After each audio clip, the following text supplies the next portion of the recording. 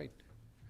All right, we will call to order the October 17th, 2019 Murray City Planning Commission meeting. I want to welcome all of you in attendance, and for those viewing on the Murray City streaming video feed.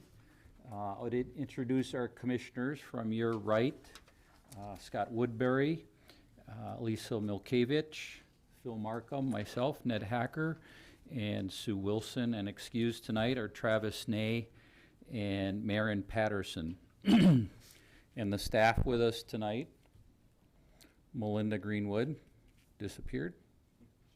She'll be back.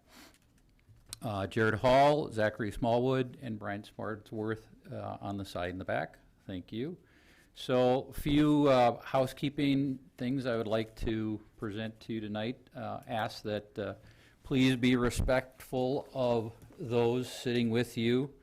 And as I am doing, please quiet your electronic devices and let those here participate without that interruption. If you do get a call or have a sidebar conversation, I'd ask that you take that into the hallway and respect the other people in attendance.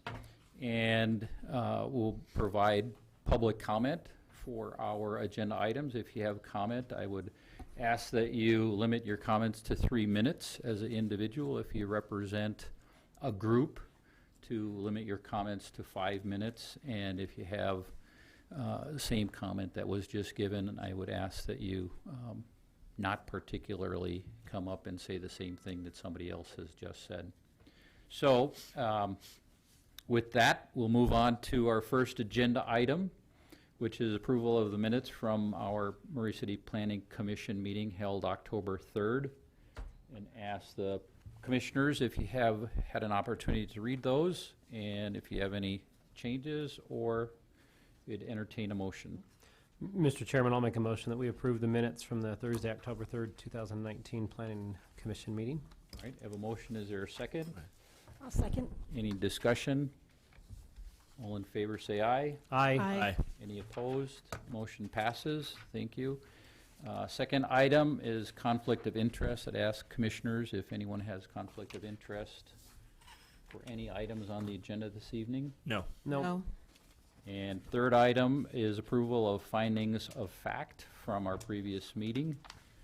We have 3 findings of fact, and there are no corrections to those. I'd entertain a motion as well. Mr. Chairman, I'll make a motion that we approve the findings of fact for the Lenore Knighton conditional use permit for an accessory dwelling unit, for Dana Williams, a conditional use permit for Hidden Treasures, and for Eric Wallen, a conditional use permit for Fight City. All right, I have a And motion. also, I have one more, I'm sorry. We did have 4. Well, that's right. Sebastian Moncada Arias, conditional use permit for Lake City Motors LLC. I'll second. A motion and a second. Any discussion? All in favor say aye. Aye. All right, motion passes. And we'll move to our 4th agenda item, which is Ron Court accessory dwelling unit, requesting approval of a conditional use permit to allow an accessory dwelling unit to be located at the property address 618 East, 5900 South, and is applicant here this evening for that. All right, we'll have you come up in a little bit. And Zachary Smallwood is going to give us staff report. Great, thanks, Chair. This is an application for an accessory dwelling unit. The address is 618 East, 5900 South, as you can see here on the map in front of you. It is in an R18 zone. Accessory dwelling units are allowed in all of our single-family residential zones, subject to a conditional use permit. I changed things around this time, and because I always just fly through the property pictures, so I'll show them this time. This is the front of the property, fronting on 5900 South. This is the rear area, where you can see there is an additional driveway. So there was a driveway here that leads to a garage, and then there's one that faces 620 East that leads to the backyard. That'll become important in a moment. So this is a 2,700 approximately square foot house, and they're proposing for a 461 square foot accessory dwelling unit. We allow accessory dwelling units to go up to 1,000 square feet, or 20%, or 40% of the home, whichever is less. The two numbers I gave you, 461 and 278, amounts to roughly about 17%. So they're well under that 40% total that they're allowed to do. You access the property from the rear, as is part of the requirements. And so these photos get a little confusing, so bear with me for a moment. This is the main floor. As you can see, there are stairs here that lead downstairs to the basement.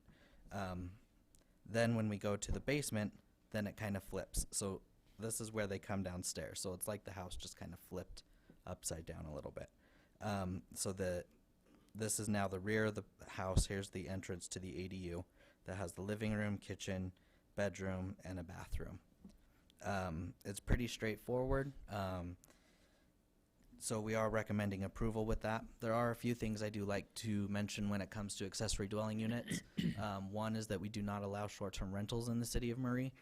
So we specifically put a condition on there that there are no Airbnbs or VRBOs, those kinds of things allowed in the accessory dwelling unit, as well as we promote these accessory dwelling units as an approach to housing shortage in the valley.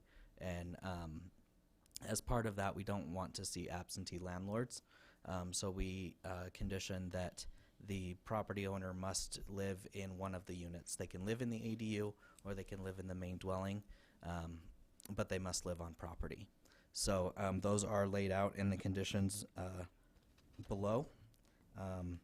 Other than that, we are recommending approval. Do you guys have any questions for me? Questions? All right. Okay. Thank you. Thank you. All right, I'll have the requester come forward and state your name and your address for the record. Yes, please, to the podium. Just state your record, or state your name and your address for the record. My name is Ron Court, 618 East, 5900 South. And you had an opportunity to review these conditions for approval? Yes, And are you able to comply with them? yes, we're in the process of doing that, yeah. And do you have anything to add to the staff report? No, I don't think so. It's pretty complete. Okay, all right. Okay, Thank you very much. thank you. So I will open this agenda item up for public comment. If there's anyone in the audience who would like to comment on this agenda item, please come forward to the podium and we'll listen to you. Yes? I actually did forget to state, I mentioned it in the pre-meeting, but I wanted to make sure that it was here in the public record as well. I did get about 4 or 5 calls from residents who had opposed the accessory dwelling unit. A lot of the complaints were about potential Airbnbs and potential absentee landlords as well. And I addressed those items with them, and just I wanted to make sure that you were aware of that and make sure that it's in the public record as well. All right, thank you. Any public comment? Seeing none, I will close public comment and bring it back to the commissioners for discussion or a motion. Mr. Chairman, I'll make a motion that we approve a conditional use permit to allow an accessory dwelling unit at the property addressed 618 East, 5900 South, subject to conditions 1 through 13. All right, a motion, is there a second? Mr. Chair, can I second that motion? I have a second. Any other discussion? Jared, could you do a roll call vote, please? Yes. Yes. Yes. Yes. Yes. All right, so motion passes. Congratulations. Good luck with your ADU project. We will move to agenda item number 5, which is Envision Cosmetic Surgery requesting approval for a conditional use permit to allow a pole sign with an electronic message center to be installed at the property located at 5417 South Commerce Drive. And is the applicant here for that? All right, good. We'll have you come up in a little bit. And Zachary Smallwood will give us staff report. Great, thanks again. So, like you had stated, this is for an electronic message center, which in layman's terms mean an LED, LCD, a sign of that type, where you actually have flashing, not flashing, but scrolling messages throughout that. So it is located. They're proposing for the location off 53rd. This is I-15 along here, 53rd, and then Commerce Drive. There is been approved and is under construction for Envision Cosmetic Surgery. It's a cosmetic surgery business as well. They're building a 2-story office building there. It is in the CD zone, and in our sign code, electronic message centers do require a conditional use permit.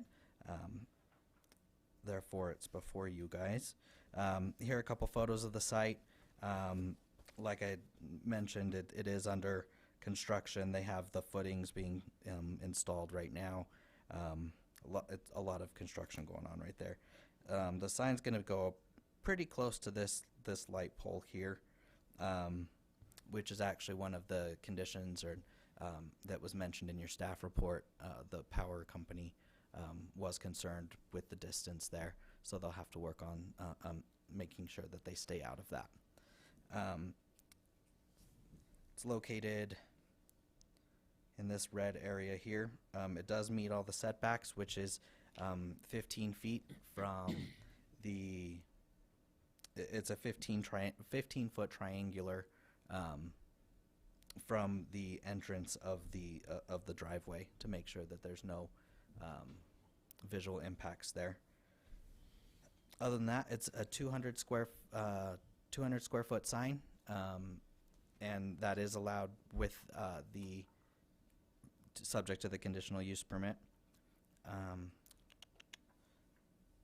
Couple pictures of the sign. They can go up to the 35 feet, which they are proposing.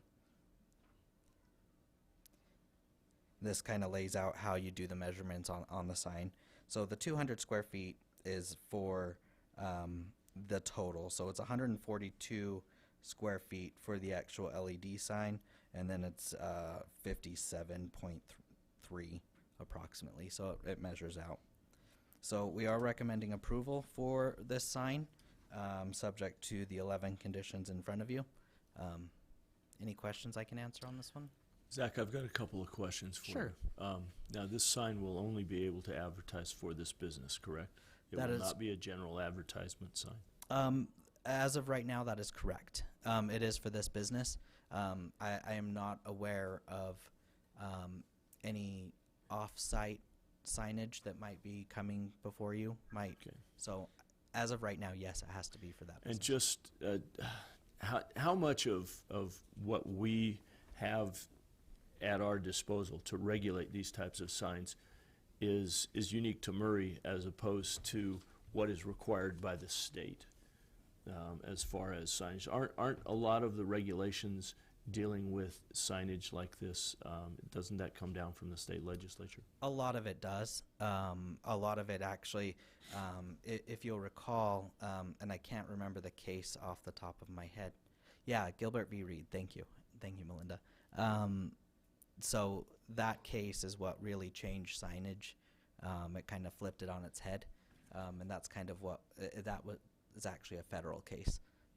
And that's what's required us to change how we do things.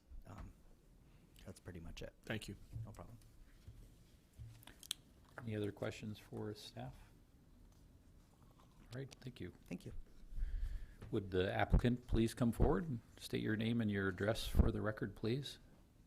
I am Justin Grubb with Yesco at 1605 South Gramercy Road, Salt Lake City, Utah. All right, and have you had an opportunity to review these 11 conditions for approval? Yes. And are should you able be- to comply with them? Yes, no problems. And do you have anything to add to our staff report? No, I think it was pretty complete. To answer Phil's question, though, the sign is fully intended to only be for on-premise advertising. As far as I know, I don't think they're even planning on having another additional tenant in their building. It's only going to be solely for them, so there shouldn't be any issues with that, hopefully. Thank you. Okay, great, thank you. Thank you. All right, I will open this agenda item up for public comment. Anyone like to comment on this agenda item? Seeing none, I will close public comment and ask commissioners for any additional discussion or a motion. Mr. Chairman, I'd like to make a motion that the Planning Commission approve a conditional use permit to allow an electronic message sign at the property addressed 5417 South Commerce Drive, subject to conditions 1 through 11 as presented to us. I'll Sec- second. Oh, you got it, Sue. I'll second. I have motion and a second. Is there any additional Sue. discussion? All right, Jared? Yes. Yes. Yes. Yes. Yes. All right, so motion passes, and good luck with your sign and your business. All right. The agenda has postponed item number 6 until our 7 November meeting. So we will move to item number 7, Land Use Ordinance Text Amendment, requesting amendment to the Marie City Land Use Ordinance regarding accessory structure height in residential zoning districts as it applies to Chapter 17 and numerous sections of Chapter 17. Right, so this actually, I'll leave this on this title slide for just a second so we can talk about that.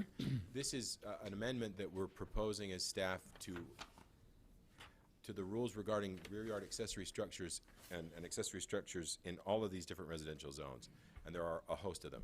The rule is pretty much the same for all of them, and that is, in essence, that height, and this isn't exactly worded correctly for all of them, but I didn't want to list it 16 times for you, so I just am broadly showing it here. That rule is essentially that for an accessory structure in a rear yard, the height, or for we only allow them inside in rear yards anyway, so for accessory structures, the height is limited to either 20 feet, and we measure to the peak of the roof, the highest point, or the height of the house, whichever is less. In many cases, that's fine. Most homes are 20 feet or 25 feet or even 30 feet and beyond. However, there are some homes that are shorter than that, and if they're constructing, stick-built new construction, they can make that work. If they're a 13-foot tall home or a 12-foot tall home with a low pitch or a no pitch. But many of the kits that people buy for sheds, a shed you can buy from Costco, for example, and put in the backyard is going to have a 14, 15, or 16-foot peak on it. And that's come up a lot in the last year. We felt like it was finally time, after enduring a summer of telling people they can't have that fairly normal shed, that we should address this. So what we're proposing is that instead, you can have the 20-foot height for an accessory structure as long as your home is 20 feet or greater. And if you're less than 20 feet, if your home is less than 20 feet, you can still have 16 feet in height. That means that while we'll allow greater height for that rear yard accessory building, and it might be taller than the home, it's not going to be more than 4 or 5 feet taller than the home, so the visual impact won't be jarring, and that's really what the code was written to prevent anyway. So we feel like it's a good compromise, and it will make a lot of people's lives a lot easier. We actually feel like it's been a long time coming. We just hadn't pulled the trigger on it. Do you have any questions for staff? That would apply to all of these zones throughout, as we kind of listed them here. So. Any questions for staff? No, I would just like to say that this is a welcome change. There are some areas that were some rather large neighborhoods developed in the late 50s, early 60s that did not include garages with them. Yeah. And in today's market, that greatly enhances the value of a home. And if people can add those garages to these structures and make them look like they belong, Right. I think it's a wonderful thing. Great. Thank you. All right, thank you. All right, I will open this item for public comment. Anyone like to comment on this agenda item? Seeing none, I will close it and bring it back to the commissioners for any additional discussion or a motion. Mr. Chairman, I'll make a motion that we forward a recommendation of approval to the City Council for the proposed text amendment to multiple chapters of the Murray City Land Use Ordinance regarding accessory structure height in residential zoning districts. All right, you have a motion Mr. Chair, can I second the motion? and a second. Is there any additional discussion? All right, Jared, would you call a roll call vote? Yes. Yes. Yes. Yes. Yes.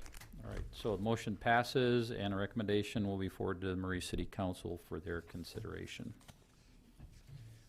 Agenda item number 8 is Land Use Ordinance Text Amendment, requesting amendments to the Murray City Land Use Ordinance for the Murray City Center District MCCD zone as it applies to Chapter 17.170. And I think Linda's going to give us a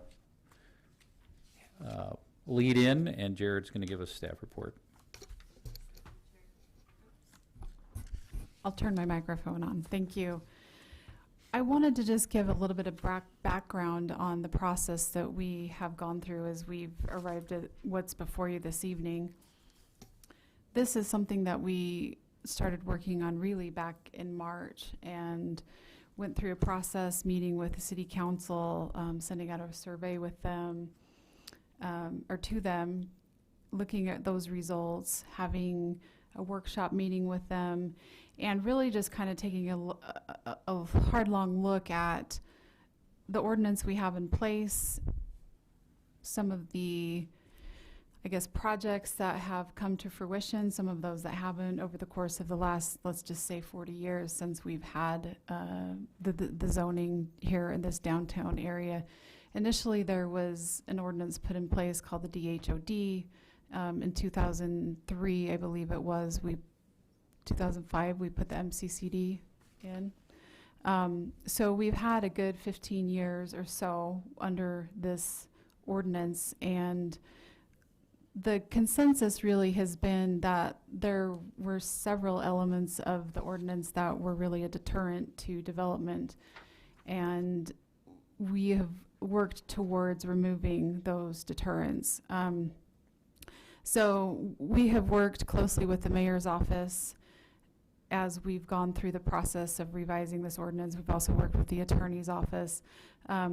We believe that we've taken a lot of input into consideration. We've spoken with developers. We've also spoken with several of the property owners that own property in the MCCD area. And even we've taken some public comments through some of the process that been through the RDA and some of the concepts and proposals that have been presented to them over the course of the last few months. So the general sentiment was that what we wanted to do was come forward to the Planning Commission and the City Council with a kindler, gentler approach, and one that would fully restore private property rights. So the main purpose as we look at what we've done here is really to just remove development barriers and to encourage development. We're wanting to simplify and streamline the process that has been put in place so that it is one that is easier to understand, one that is a quicker process to go through, and we've wanted to deregulate and restore the private property rights. Essentially what we're looking at is instead of disincentivizing, we're wanting to approach with incentivizing groups to come in and develop or to preserve historic buildings. We're removing some of the uncommon provisions that's been in the ordinance, some things that just aren't very typically found in a lot of other places. And we are also moving towards creating the MCCD zone to be more of a true mixed-use zone. So some of the changes we are recommending are actually mirroring the changes we've just come forward with the mixed-use zone that the Planning Commission approved or sent a recommendation of approval to the City Council in July, I believe it was, and then the City Council passed that, I believe, the very beginning of September.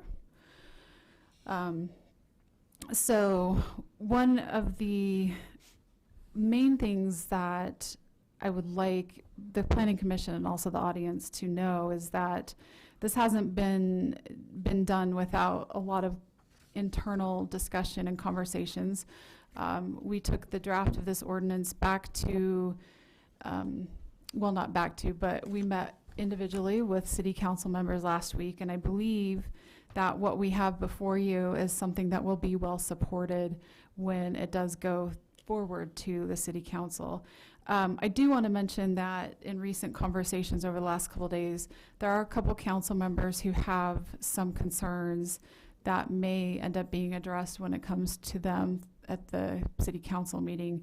One of those concerns was about parking, and another council member had a concern regarding the sustainability portion of the ordinance.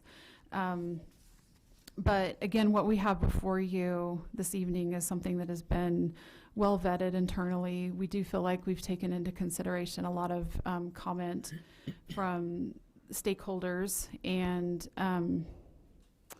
just essentially what we're really doing here is restoring private property rights, especially when we're talking about the historic preservation portion. So we really wanted to be mindful of those who own property in the MCCD and those who have had restrictions placed on their property over the years.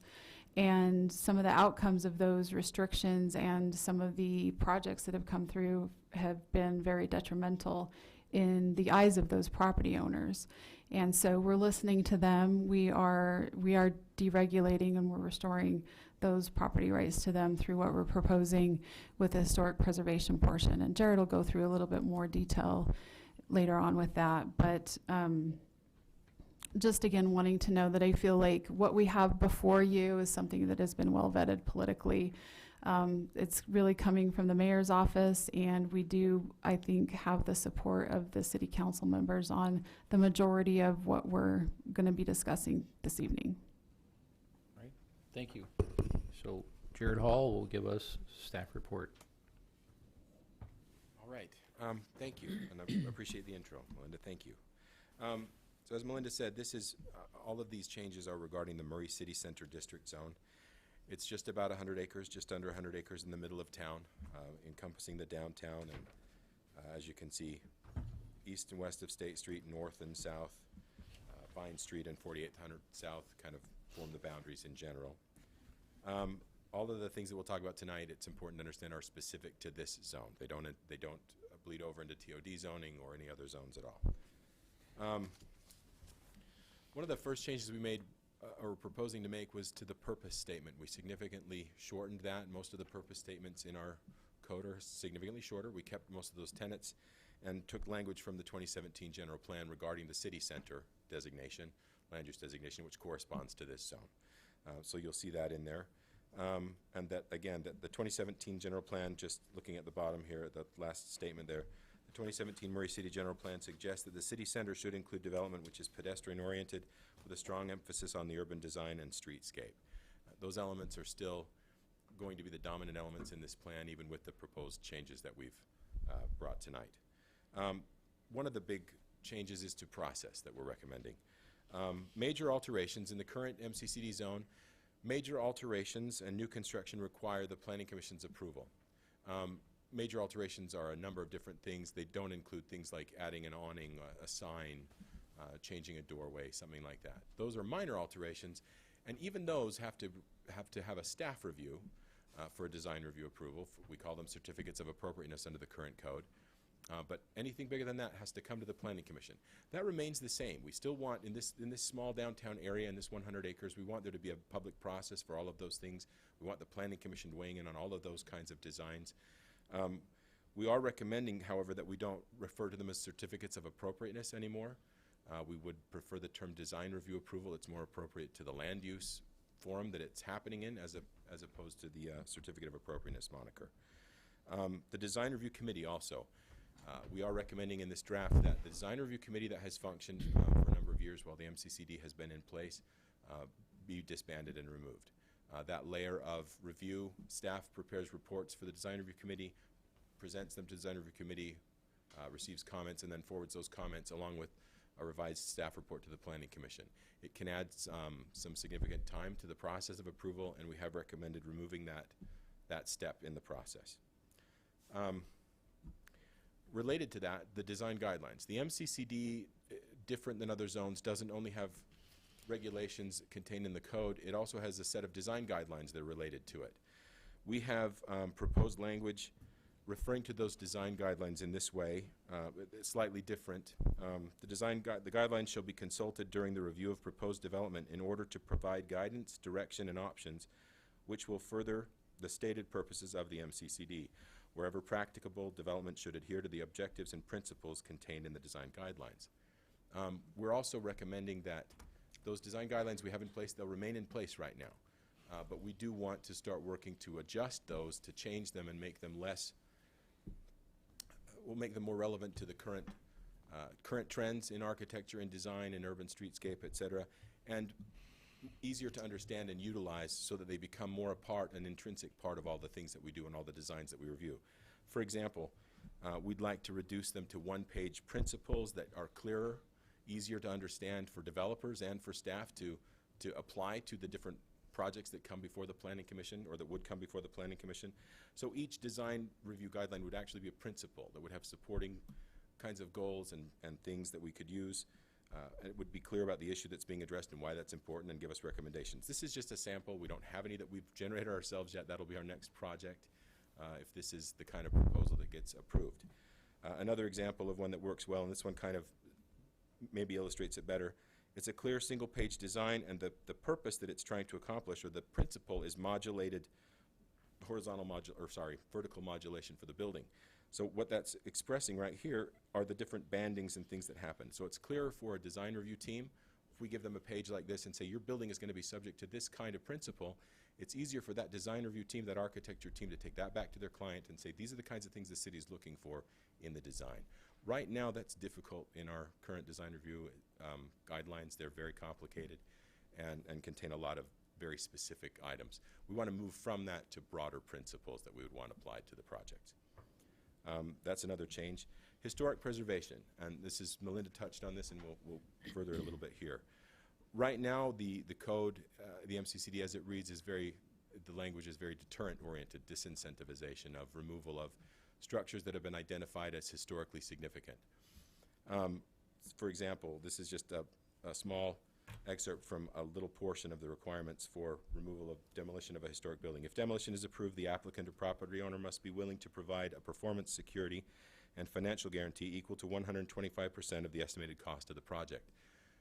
Even on a small project, that is a significant burden for a developer and has been a huge deterrent for any kind of development or redevelopment of buildings. We would rather see historic preservation supported through an incentive. We don't have huge incentives to provide right now as a city. We looked into that, and what we felt like we could offer and propose would be that the city would waive building permit fees and other fees that can add up to make significant amounts, and maybe help a project that was contemplating renovation of a single building or a couple of buildings, or even facade restoration, if it could help them do that and make these buildings better and maybe keep them. For example, application and permit fees for projects involving the renovation of historically significant buildings will be waived. Historically significant is the operative term. So right now in the MCCD zone, there is a list of historically significant buildings. And the other part of the change that we're recommending here is not that that list go away. We think that list ought to stay, but it should not be in code. It should be removed from code so that people can remove themselves, property owners, as Melinda pointed out, in the restoration of property rights, so that property owners could petition the Community Development Department, the Mayor's Office, directly to remove themselves from that list if they cannot make these things happen, if that incentive doesn't work for them. For that reason, the list would still remain. Those identified buildings would still be identified, but we would take that out of code. You'll see that in your red lines.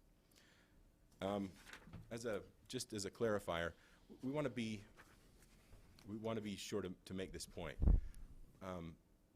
We feel like historic preservation, and staff feels like, and the city feels like in general too, as we've talked about these things with other groups, historic preservation is a very important part of Murray's downtown and of Murray's history.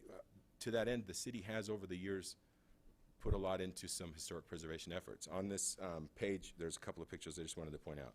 The city currently owns the Murray Mansion and is preparing to spend a significant amount of money to renovate that and reuse it. In the City Hall's plans to expand City Hall, this building remains. And that's not an insignificant expense to the city. We've invested in that property to be sure that it remains part of Murray's landscape going forward. The Murray Theater as well, I think there were some recent Murray Journal articles about the Parks and Rec Department proposal to renovate that building. It'll be a spectacular building. We want to see that kept and remain a part of Murray's landscape. In the past, there were grants for building restoration and facade restoration given to the property where the Desert Star resides, and also Day Murray Music, and several other smaller projects that happened as well, that were given grants to restore facades and to renovate the buildings. And we don't have that kind of money anymore to provide an incentive. What we do feel like we can provide is the waiving of building permit fees. That's not an insignificant amount. It can be on a small project. It might not be more than several $1,000s, but on a large project, it's tens of thousands of dollars, if not more. So we feel like that's a good incentive. Another change that we're proposing is to the area and frontage regulations. This is not a huge change, but it is small, and it's an opportunity for me and staff to present to you as Planning Commission to make sure we all understand how this works. The setbacks for buildings in the MCCD zone, like the mixed-use zone, are different. We measure them from the back of the curb, and that's in an attempt to pull buildings out to the street and create that sort of street frontage and activity that we want to see. In the MCCD, we're proposing this. Building facades need to occupy at least 50% of the property frontage on the streets, with maximum allowed setbacks between 12 and 18 feet from the back of the curb and gutter. What that really means is 0 to 5 feet from the property line. And in the next slide I can point that out better for you. But if those setbacks are greater, if you're proposing more than a 0 or 5 foot setback for your building, so if your building's not going to be right up on the sidewalk, a little further back, then 80% of it needs to be within that 13 feet of the property line, which is about 25 feet from the back of the curb and gutter. Municipal buildings, public buildings, quasi-public buildings, we've proposed to, actually it's already been passed, and so we've left that alone in the ordinance. They can be considered for greater setbacks currently, if they're using that setback for public plazas, parks, and other purposes. So this is a graphic that Zach prepared for our team that illustrates this point, so I'll just show you here those setbacks we were just talking about. So here's the back of the curb and gutter. So we measure back a minimum of 12 feet, that's 0 property line. That's a 7-foot sidewalk and 5 feet for additional space that's either tree wells and trees or landscaping, as it's shown on the other side in this other graphic here. But that's basically the end of the right-of-way, okay? That's the back side of the sidewalk. Now that might look seamless if you're looking at an actual street frontage. You won't necessarily see differences in that sidewalk, or it'll look like a wider sidewalk than 7 feet, but it'll actually be, no matter what, 7 feet of clear sidewalk. And then you can start your building envelope right here. That's a 0 setback. That additional right there is to 5 feet. And then you can go as far back as 13, but 80% of your building frontage needs to be up at that line if you're going to be at 13 feet back from the property line.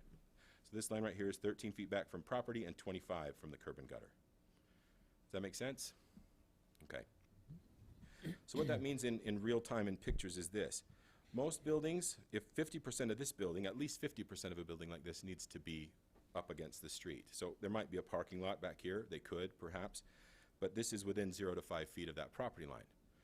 Over here, you can see a street in the back. It's not the greatest picture, but right here's a street, and then you can see across the street there. They've increased their setback in this area, and we could allow that kind of thing for a purpose, outdoor dining, pedestrian space, something like that.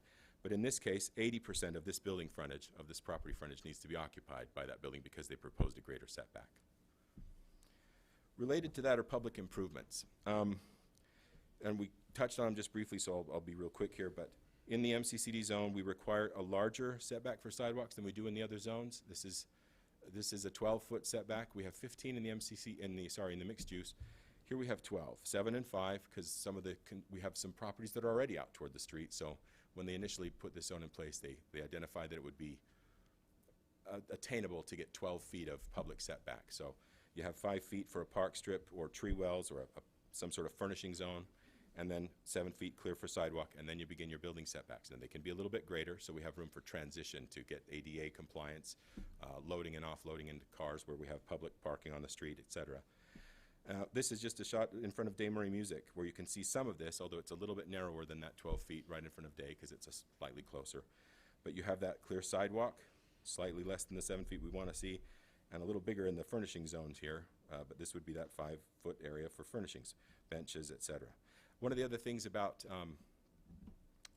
about that furnishing is, these are standard issue kind of things we want to see all throughout the public parts of the MCCD zone. So all of the benches and tree grates and garbage cans will look the same. We've kept that in the ordinance, but we're allowing individual properties on property with their site improvements to propose different light fixtures, different benches, et cetera, as long as they're coordinated for their site and they're off the public improvements. So the street frontages will all look the same and have that continuity. Building scaling and density, this is the same as the mixed use that we recently talked about. Ground floor commercial has been a huge impediment for development and redevelopment, as well as the historic preservation. Those are kind of the twin problems we first identified. But the ground floor commercial right now, the requirements are that the entire ground floor of any building that's has to be commercial. You can't do residential on the ground floors at all. That's a difficult thing for some properties that are deep, as we discussed with the mixed use ordinance recently. So we're proposing the same thing here, that where those buildings are adjacent to public streets, they need to have a 40-foot depth of commercial on the ground floor, no residential in that area. Unlike the mixed use zone, which is 75% of that ground floor being commercial, this is 100% of the ground floor commercial for 40 feet back, except for their allowance for a lobby to get to the upper rooms or a management office, et cetera. That's already written into the code. We left that alone. Additionally, for building scaling and density, other changes that have happened here, you can add parking behind that 40 feet. That's huge. That lets us get more parking. That increases the likelihood that we don't have giant surface parking lots that are visible from the street. They're behind the building or underneath the building, et cetera. Right now, we can't really do that, so it's difficult. We also added, as we discussed in the pre-meeting, horizontal mixed use, a definition for that, as we've done in the mixed use zone. When it's not that there's a ground floor that's commercial and then residential, but rather residential buildings on one part of the property that's being developed as a master plan, and commercial buildings on another portion. Those same controls for memorandums of understanding and master site plans have been included in this proposed draft as well. And then again, lastly, we have proposed an exception for projects that can demonstrate a security concern. A big one would be, for example, the police department building. The police station going in the MCCD zone has issues of evidence and security access and things like that. So some of the rules that we have that generally apply, having multiple entrances every 75 feet and ground floor windows, et cetera, there may be portions of the police department that can't meet that standard. So we've written in a possible exception when they can demonstrate that those are security concerns. Another big one, it's not limited just to public facilities, however, because there are other entities that we would want to see locate in the MCCD that would have the same concerns, perhaps. Grocery stores spring to mind. Some of those concerns, if they can demonstrate that they're legitimate and we can kind of achieve the same goals with other means, we want to be able to do that. So we've written in an exception there. Height. This is another change that you want to be aware of. Right now, properties east of State Street are not subject to a minimum requirement of 40 feet in height. 40 feet or 4 stories is a minimum requirement for any property in the MCCD zone west of State Street. East of State Street, it doesn't apply. It doesn't limit them to heights. It just doesn't require them to build at least 40 feet. Conversely, though, we do have one height requirement from that measures buildings to residential zone boundaries. So any building in the MCCD zone that's within 150 feet of a residential zone boundary can't be more than 50 feet under the current code.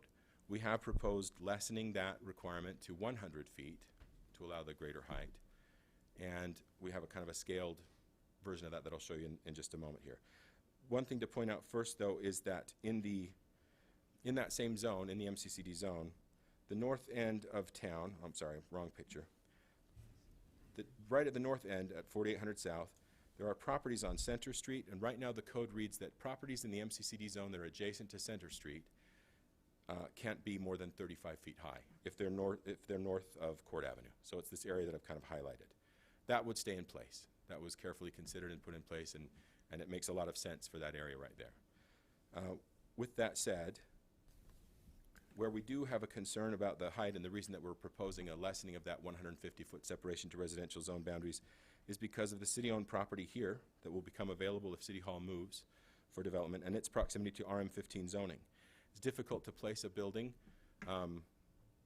If that height difference makes a difference, we want to make sure that we're a little bit flexible there. So what we're proposing is that if you're within 80 feet of a residential zone boundary, not 150, but 80, you can go up to 50. You're limited to 80 feet high, or sorry, 50 feet in for the building height. There's a lot of 80s and 50s going on here. It's confusing for a non-math person like myself. Then if your building is between 80 and 100 feet from that residential zone boundary, you can go up to 75 feet in height. If you're more than 100 feet for your building from that residential zone boundary, then that building is allowed up to the maximum height that we allow currently in the MCCD zone, which is 135 feet or 10 stories. Realistically, in modern construction, 135 feet is probably more like 8 stories, just to be clear.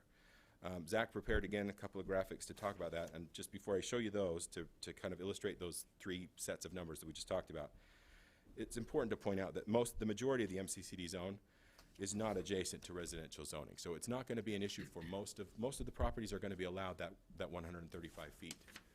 However, there are those properties on the north side of 4800 South, and then again here on the City Hall property and adjacent to Vine Street, and along Center Street again, we're proposing that stay that 35 feet maximum.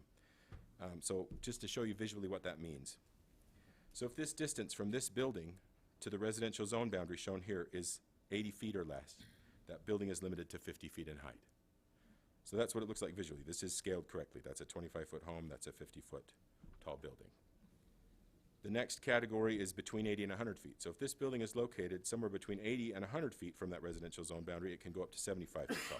That's what it looks like in real life.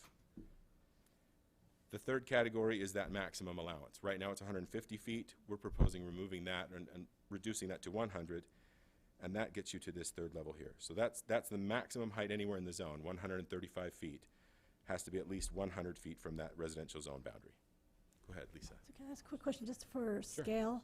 So in this graphic here, is what is the street over here between Ken Price and this property? Jones Court. Jones Court thing. Is Jones Court from the front of, is that to the scale, about 80 feet? The other side of Jones Court down further south on our property here at City Hall is not actually zoned residentially.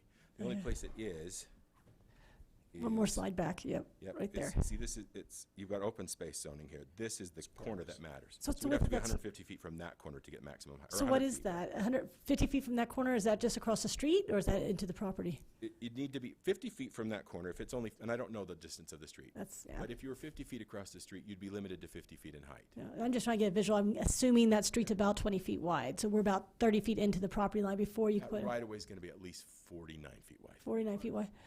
So that first row of whatever's built there can be 50 feet. 50 feet. Okay. Further back from that, it could get taller. And the second row would be probably farther, just for a visual on what we're Right. talking about. The first row would be about 50 feet, and the second row back would be about 80 feet. That's right. I mean, It's- 75 feet. That rule would open things up a lot for the City Hall site. It wouldn't open things up as much for redevelopment here along the corner of Jones and Vine. That's close enough that it would be limited, That's close enough that it would probably be limited at least to that 50 or 75 feet in height. It wouldn't get any taller than that. And its current restriction is 50 feet in height, so, under the current zoning, if you made no changes at all. Does that make sense? Okay. So that's that final slide shows you how far you got to be away from residential zoning boundaries to get to that 135 feet. And to be clear, this is 100 feet to the boundary. It's actually it's going to be another 125 to the building on the resident, or another 25 feet to the building on that residential lot, more than likely. But there you go. Another change that we propose is to parking. It's a smaller change, but I wanted to point it out just because it's an important part of this zoning. Parking regulations in the MCCD zone, like other mixed-use zones, are lighter than standard commercial parking requirements. We are proposing, however, that they go up slightly. Right now, we have maximum parking allowances as well as minimums. The maximum parking allowed right now for residential zoning is 1.25 spaces for a 2-bedroom unit or less. It's 1-to-1 as a minimum. You have to provide at least one parking space for every dwelling unit in this zone as a minimum. So this is just showing you the current maximums. It's important to note that the minimum is 1. The maximum is 1.25. We're proposing that should be 1.5 without any penalties. For more than 2 bedrooms, it's currently 1.4 as a maximum. That should be 2 as a maximum allowance without any kind of penalties or requirements. That's still not a heinous requirement for residential facilities, and most of them will probably want to do that anyway, but we want to make sure that it's allowable. Go ahead. Sorry, can I ask you one more question? I know it's Sure. more appropriate to wait to the end, but there's so much here. I'm afraid It's I'll fine. forget. I We get that. apologize. Item 9, we're talking about, and maybe we should talk about item 9, but help me remember. Item 9, we're talking about State Bill 34 and how it affects some of our codes. And in that bill, I believe it refers to moderate income housing and parking. Yes. Will this This change is, be this a is still well under what Okay. we normally require for parking. Thank- It's still under it. That's why we're saying, and this is the maximum again that we allow. So it's still underneath it, and yeah, we'd still be Still good. in compliance. Okay. But good point. So you're doing your reading. That makes me very happy. I'm trying to follow along. Thank you. Lisa is very thorough. Yes. Trying. And then just to point out too, the other proposal, or that we aren't proposing any changes to the non-residential requirements. Right now, they're pretty light too, given other standards for parking. 1 space per 500 net usable square feet of a business, an office, et cetera, is not a huge requirement. 2 per 1,000 is about half of a lot of requirements. We do allow maximums, however, 1 space between 265 to 350. That's roughly in the range of 3 per 1,000. So that's a maximum. Now, anytime you go over the maximum, we'll allow that. The Planning Commission can approve that in a design, but you've got to see that it's within the envelope of a building or it's in a parking structure. The purpose of that is to allow somebody to do extra parking if they really feel like they need it, but not to end up with something like this photo over here. This is Winco in South Salt Lake. They've worked really hard. I started out my career in South Salt Lake as a planner, and they worked really hard to do a lot of great sort of downtown things and got stuck with a giant parking lot in front of the Winco. It was worth it to get the Winco, I suppose, but we don't want to see that. This isn't what you want in your downtown, a giant parking lot. So that's the reason for those standards. Again, parking, there are several other small changes to details in the sustainability standards and in the landscaping standards. I should have a couple of slides for those, and they didn't make it into this as we were finishing the preparations, I guess. Landscaping standards right now require some, we want to keep indigenous species, we want to do xeriscaping, we want to do all of those things. However, right now the standards say that, for example, you have to have 70% of the trees that you plant have to be native species. We're not currently doing that. We have a different list that we got generated working with the USU Extension and working with our Parks Department of basically native species that have been native for the last 200 years anyway, or 150 years or so. We want to keep doing that kind of thing and still provide as much indigenous species as we can, but we don't want the specifics of 70%, 20%, 50% for shrubs, et cetera. It doesn't work for the landscapers that we've ever worked with in this zone. So we want to encourage native species, but not with specific percentages. And we want to generate a list that is more appropriate for the zone, for the city. Again, that's the kind of, there are some other changes that's in your red lines. I apologize for not having the slide. We did propose a couple of findings. I just want to read those for the record. The proposed amendments are in keeping with the purpose, goals, and objectives of the Murray City General Plan, and the proposed amendments here will help facilitate quality mixed-use redevelopment of properties in the city center. We are recommending that the Planning Commission forward a recommendation of approval to the City Council for these amendments. And with that, I'll close and let you ask any questions you might have. Great. Questions for Jared? Not right now. There will be. I had 2 questions. I'm not sure if I should wait or It's if I fine. go ahead and It's now. up to you, Lisa. Either way. Okay, so just one, just maybe to help with conversation later. When we were talking about the design review committee and maybe doing away with that committee, I had some concerns about that, and we talked about it a little bit, and I feel less concerned now, and I just want to let the public in on that discussion. I think our discussion was around the committee originally was designed because we felt as a city we need help following the LEED recommendations. And now instead of using LEED, our city is using the high performance building standards. Correct. And For public buildings only. okay. So that gets to the sustainability question. One of the, in part anyway, some of the things that we still want to do are things like low impact development practices. We want to use bioswales to treat stormwater as opposed to complicated systems wherever we can, and we'll keep encouraging that, and we'll encourage that through, that gets encouraged by LEED, it gets encouraged by high performance building standards. And we'll keep on doing those things, but right now in the code, the only buildings that are required to meet high performance building standards are public buildings, like the city hall or the fire station, the police station. Private buildings wouldn't be required, they'd be encouraged, but not required to do that.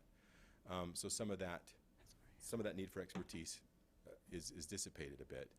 Again, too, I just want to zip back to the front here. Our current design guidelines are not as simple and as clear as this. And so it's harder for staff to implement those. It's harder to make sure we're not missing things, and that's part of the reason, again, for that extra layer of review. With that with that simplification, it should be easier to make sure we hit all those points and keep a project moving through the process and not hang it up and jeopardize it, but still get those main points figured out and reported on to the Planning Commission, for example. Right now, staff is making a report to the DRC. There are some discussions, and it does sometimes generate some changes, but there are times when those projects are very simple and they get hung up for 30 or 45 days in a system for no reason really, or doesn't amount to value all the time. Why does it take that long, Jared? They only Why need can't to- it be streamlined? Because, Without those removing people, that's a major concern of mine, is the elimination of the DRC.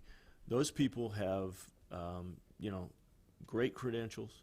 They have vetted the types of materials, the style of the buildings, a lot of things, and I've trusted their opinion Right. over the last 8 years, and I've valued that. And isn't there a way we can streamline their involvement? Just because it's onerous right now doesn't mean that can't be changed, and we can still have their opinions. Right, and I wouldn't take anything away from the DRC. I agree with you, Commissioner, that I've enjoyed working with them. They do great work, and we do get a lot of value It's out of it. reassuring. Yeah, and if that's the feeling of the Planning Commission, I appreciate knowing that. Sometimes we wonder in the process how much of it is making sense. There might be a way to streamline it without removing them. Part of the problem of it taking longer is that they only meet once a month. We have had a few times when we were not able to foot a quorum, and we wind up pushing it back even a few more weeks. Those are administrative rules Sure. that can be changed. We could. That's absolutely true. And I think those, Appreciate the that comment. kind of streamlining, I don't know that there's a big need for that, to streamline that process in the greater scheme of what we're looking at and what we're charged to do. So Sure. if it takes an extra month, maybe we'll get the answer right. Okay. Appreciate When I first read, I had the same reaction as Phil. It feels like we're trying to give a lot of rights back to the property owners, which is wonderful, and try to encourage more development. But it seems like we're sacrificing maybe a little transparency, Or quality. maybe a little bit more review on it. I by- wouldn't say transparency, but review perhaps. Okay, yeah. maybe a little review, and so I feel same way as Phil. I actually like it. I value their opinions. I feel like when we get an application that's been through the DRC and we're able to review that, then it adds kind of another more expert, I guess, witness to what you guys have proposed. So We've always appreciated their input Yeah. too as staff. yeah, so I'm a little uncomfortable with removing it as well. Appreciate knowing that. So I have a question along those lines. I agree with the comments. That's why I initially had concerns. So now I'm jumping around a little bit. It's So, okay. Mr. Chair, tell me what you like to do with this. But I wonder if there's so many, I think there's at least 4 topics to talk about tonight. Are we going to vote on all of them as one or in separate sections, So, separate parts? It's one vote. It's one vote. Well, that's interesting. To be clear, it is one vote, but to be clear, if I may, you can recommend it. Amend. You can recommend approval, you can recommend denial, you can recommend approval with certain changes. Nothing prohibits you from making changes to what That's- we've proposed as a draft here tonight. And Because I it's think still when we city make a council. motion later on, we can add to that motion if there are if there are changes that we would like to see in the language before anything goes to the city council. Then, Phil, you'll make sure we include the DRC discussion in that. I'm sure someone will. All right. Okay. Anything else for staff? I had All right, did you want one other thing, and I can't quite read what I wrote. I know Sorry. you'll find it. I just felt like for the sake of the public and everyone in discussion tonight, if you could discuss the heights in the neighborhood west of State Street again, I believe, because we misstated something earlier, before you got into detail about the chart. Let me get to the map. So you mean west of State Street? West of So- State Street, To be clear, there are kind of 2 main height rules right now. There are very simple rules for height in the MCCD zone, and they are as follows. West of State Street, when you build, you have a minimum height requirement. You're required to build at least 4 stories or 40 feet, whichever is the lesser. East of State Street, in this area I'm going to get the wrong spot. North of Court Avenue and along Center Street, you're required to only build 35 feet. That's the maximum height if your property is adjacent to Center Street in the MCCD zone. And then there is the overriding 150, and this applies to both sides of the street. East of State Street, you're exempt from the minimum height build requirement, but you're not limited in height by anything other than the same thing that limits height in the west side of State Street, which is that distance to residential zoning boundaries. It's just a lot more prevalent on the east side of State Street in this area than it is on the west side, because most of this area is just out of that problem. So that's the main difference. Jared, if I can, Mr. Chair, I just want to clarify that you're not required on the east side of State Street to build 35 feet. You would be limited to 35 feet or less. And then just going back to the overall height restrictions in the zone, that's one of the elements that I feel like we really were thoughtful in taking into consideration feedback from the public constituents that council members heard from when the proposals came through the RDA on that block of property that the RDA owns between 48th and 5th Avenue, State and Poplar. The developer proposed some buildings that exceeded the height that we have, the height limitation at that 135 feet. And that really didn't go over well with the elected officials. There were a lot of concerns that came out of that from the community and from residents who spoke out and said they didn't, wouldn't want to see something as high as what was proposed. So that was one element where we feel like we really listened to the feedback and have kept that at the 135 feet restrictions. So 135 feet or less, there wouldn't be any building in the MCCD zone that would exceed 135 feet. Perfect, thank you.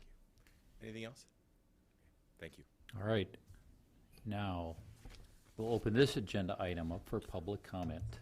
I know there are quite a few of you up here who would like to comment. So I'd ask you to please come forward, state your name and your address for the record. And they'll be limited to 3 minutes. And as Commissioner Wilson suggests, we'd ask you to limit your comments to 3 minutes if you're talking for yourself, and 5 minutes if you're talking for a group. Okay. Thank you. My name is Rebecca Santa Cruz. I live at 5197 South Wesley Road, and I am the current chairman of the History Advisory Board and the owner of a historic home listed on the National Register. The first thing I have for input is that the NCCD code is the result of 13 public meetings and open houses and input, and that's including the name change. It's far less restrictive than the Historic Overlay District code, which was implemented in 2005. First thing, kudos for the new incentive program, waiving permits and fees for those who want to restore or renovate historic buildings with, state incentives and national incentives. That could make restoration a viable option to people who might not otherwise be able to do this. So, I guess the big issue is the list of historic buildings.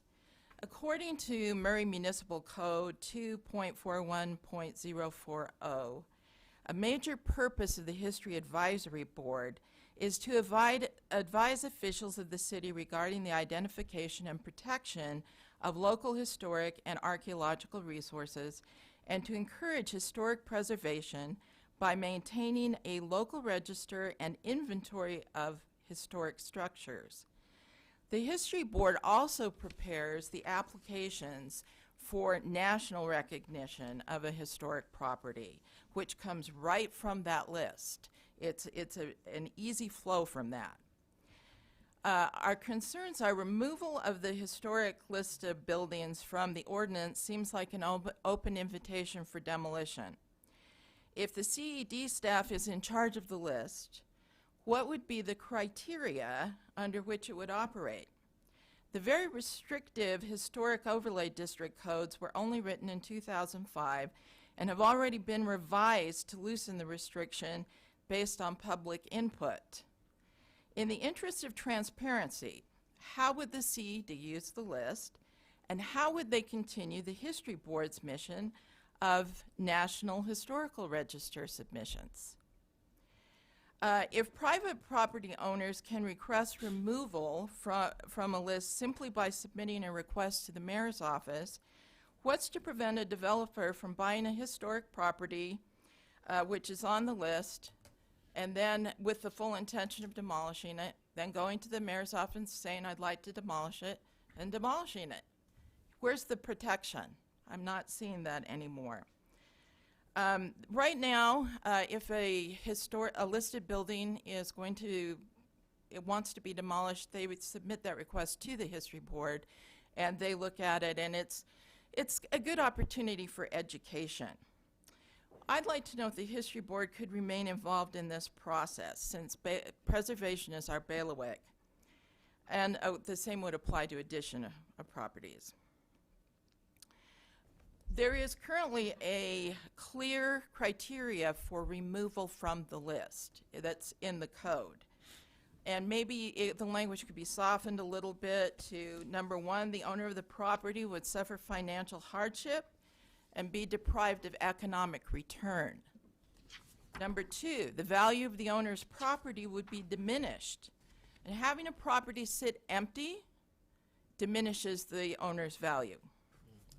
A building has been verified as unsafe and repairs are impractical. Well, again, if a building sits empty for a long time, I know my house was empty for 24 years. I'm still repairing some of the damage. That could definitely be a criteria. But again, those are all in the code. Those are all part of being able to remove a building from the list. Regarding forcing property owners to remain on a list against their will, perhaps a reasonable approach might be that if you've owned the property since before the historic overlay district was implemented, then maybe you qualify for removal from the list. However, if you bought a historical property and you knew going into it what the restrictions were, then why do you suddenly just get to change the game? It seems to me like there should be more of a balance between the two. It shouldn't be so hard to get removed, and it shouldn't be so easy. There should be something in between. And the last thing is going to be that if a historic property is demolished, there really should be more extensive mitigation than a plaque. There should be a little more that tells the story than a little thing like this. And so that's currently in the code. Your time's almost up. Okay. My family's been in the Murray area since 1847, and we've watched Murray wax and wane. I know that the only thing constant is change, but not all changes are for the better. In the interest of transparency and democratic input that crafted the current MCCD code, I'd urge you to remember that a future that does not respect its past soon forgets it. Thank you. Thank you. Yes, please state your name and your address for the record. Thank you. I'm Mike Lamson, 2004 South, 1600 East, Salt Lake. Good evening. My name is Mike Lamson. Our family owns the former Murray Library building and the former Murray First Ward Church building right here on Vine Street. We operated Mount Vernon Academy, a private K-12 school in those buildings for 42 years. We relocated 2.5 years ago to another location here in Murray. I would like to say that my family is very much in favor of the ordinance change that is being discussed here tonight. We have suffered great financial strain because of the current ordinance that is in place. We went under contract to sell our properties 4 years ago to a developer that was looking to take down one of the buildings and put it in an assisted living center. But we were eventually blocked from doing so due to the many appeals and lawsuit of one Murray resident. During that time, we did reach out asking that those the appeals go away in the lawsuit, but to no avail. The developer eventually backed out, and we have been unsuccessful in selling the property since then. Having a neighbor interfere, no hard feelings by the way, with the sale of our property has cost us hundreds of thousands of dollars up until now. We have shown the property to hundreds of interested parties, but we have not been able to sell them. the cost to restore and get the buildings up to code, coupled with strict guidelines and oversight in the design review phase, are probably the biggest reasons for this. We battle every day to keep these vacant buildings from continued deterioration. The roofs on both buildings have major leak issues and eventually will give way to Mother Nature. We have had multiple break-ins in the last few months that have caused substantial damage and vandalism. Keeping the transient population out has been a major problem. I have run into them on multiple occasions while checking the properties. I've asked the Murray City Police Department to assist me in keeping an extra eye out during their nightly watches, and they have obliged me in this request. We have to care for the grounds and the buildings continuously to try and make them somewhat attractive to the community, even though we're not in them. This takes a lot of time and money to do so. We still have mortgages on the buildings. We make monthly utility payments and continue to pay property taxes. As you can see, we are not enjoying having these buildings in our possession at the moment. Eventually, what will happen is the banks will take ownership. With that, we will see boarded up windows, chain link fences around the perimeter. I don't believe anyone wants to see this happen. We all know what this type of look will bring to Murray. More transients, drug use, vandalism, graffiti, and crime. Giving back our family the freedom to do what we know is best for our own buildings is what we are most interested in. Private property rights are a very important right and part of being an American. We have definitely felt that our property rights have been violated these past 4 years. It almost seems our neighbors have more property rights than we do. Allowing property owners the right to decide whether to be included or not included in an historically significant building ordinance will be a game changer for our family. I applaud those that have thought about our plight and the plight of other Murray City property owners in creating a new ordinance.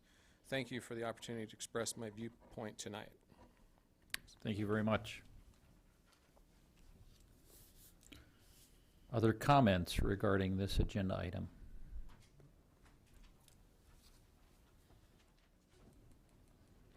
Please state your name and your address for the record.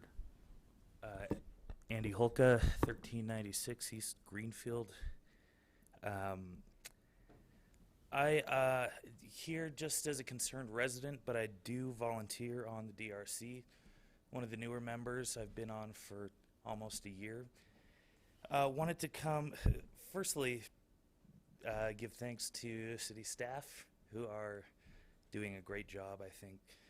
This is pretty difficult. It's a big change, but they've done a lot of good work. I do have a few concerns, though. I think that the DRC is a good check and balance in the system. It does provide another layer. It does, I suppose, make it more difficult for development to come through.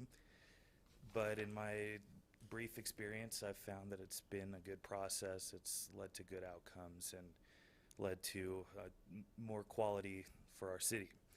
Having a design review board or historic preservation committee, I think, is an important way to ensure that we preserve the special character that exists in our city center.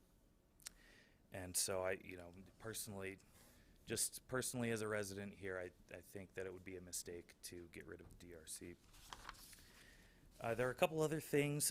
Some of the language has been changed to be phrased along the lines of wherever practicable or where possible. Those, softening of the rules make it, again, just harder to get to the vision that the city has put forth with the design guidelines, the general plan, and the ordinance. I would like to echo the comments that have been made about historic preservation. Allowing people to just request to be removed from the historic preservation list will effectively be a loophole from the standards in the ordinance for demolishing or renovating historic properties. The sustainability standards, some parts have been removed. I'd like to point out that it was mentioned in the staff report, but there are no longer any sustainability requirements for non-public properties. I think in this day and age, sustainability is a topic that comes up a lot. I think a lot of residents will say that something that we really care about, are passionate about, and we should be pushing as a city to keep sustainability requirements in the code. One of the changes that was made was that tree preservation outside of the building footprint, I think it was 15 feet outside of the building footprint, used to be required. Now it's just encouraged. Again, I think that the previous ordinance with the language using shalls instead of shoulds is a more effective way to achieve our goals. The new public improvements and street character section of the code, I do appreciate that. I think it will help the staff to implement the design guidelines, but again, uses the wherever practicable language, and there's no, in the drawing, I didn't see any bike lanes or bike infrastructure notes. I think that's really important for a city center, downtown district, something that should be considered. So again, while I do think that staff here in Murray does a great job, I think that they will do a good job in reviewing, but I could envision a scenario where the city or the RDA is a large landowner in this district, will be developing many properties and going through this process, and without having the additional design review, then it's up to staff to make recommendations. It could be difficult as staff to make a recommendation that the city has to change something. They work for the city. Just something that I think having the extra layer of a design review committee helps give an outside perspective and enforce some of these guidelines. So I hope that you'll consider some of those, perhaps maybe consider amending or making a recommendation to change, revisit, and come back with a better version of this amendment. Thank you. All right, thank you very much.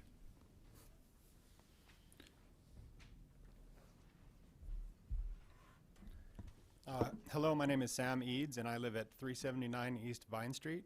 And I echo the sentiments of my fellow Murray citizens, so I'll try not to repeat any of what they said. But I have two major concerns with this proposed amendment. The first is under subsection 60, and it's kind of been mentioned. It's the removal of the list, the keeping of it out of the public eye and out of the statute, and making it completely voluntary, where anyone can, remove themselves from that list within 30 days with no notice or any opportunity for the public to object. So that kind of guts the entire core of that historical preservation section. So, even the mention of the plaques that were talked about, if someone wants to demolish their building and not put up a plaque, they can just submit a notice that they don't want to be on that list anymore. And then they're free to demolish their building. The second item dovetails with that. That's under subsection 40, the design review process. And my major concern with that is the entire removal of the design review process over demolitions. So it allows anyone in the MCCD area to demolish without any concern for being in the MCCD area. So anyone, any historic property that all predates everyone in this room could simply be demolished just by taking their name off the list and skirting the entire design review process, and then just show up later for a permit after the whole historic nature of the building has just been demolished. And this also kind of reverses incentives. The design review process is in place if you want to update or remodel or keep your historic property in place. But if you want to demolish it and put up some new, stuccoed building, there's nothing in this whole historical preservation section that would stop that. So it leaves a rule, section 60, that's kind of a shell that has no teeth, or really much of a benefit other than the waiver of the fees. And it also inverts the incentives by saying, you know, you're not subject to this entire section if you want to demolish your building. So thank you for your time. Thank you.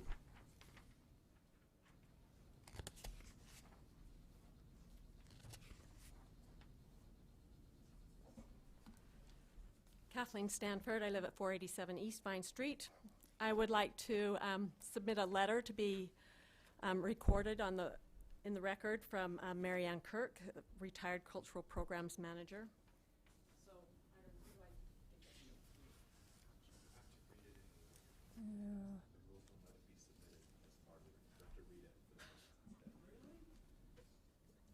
Okay. Really?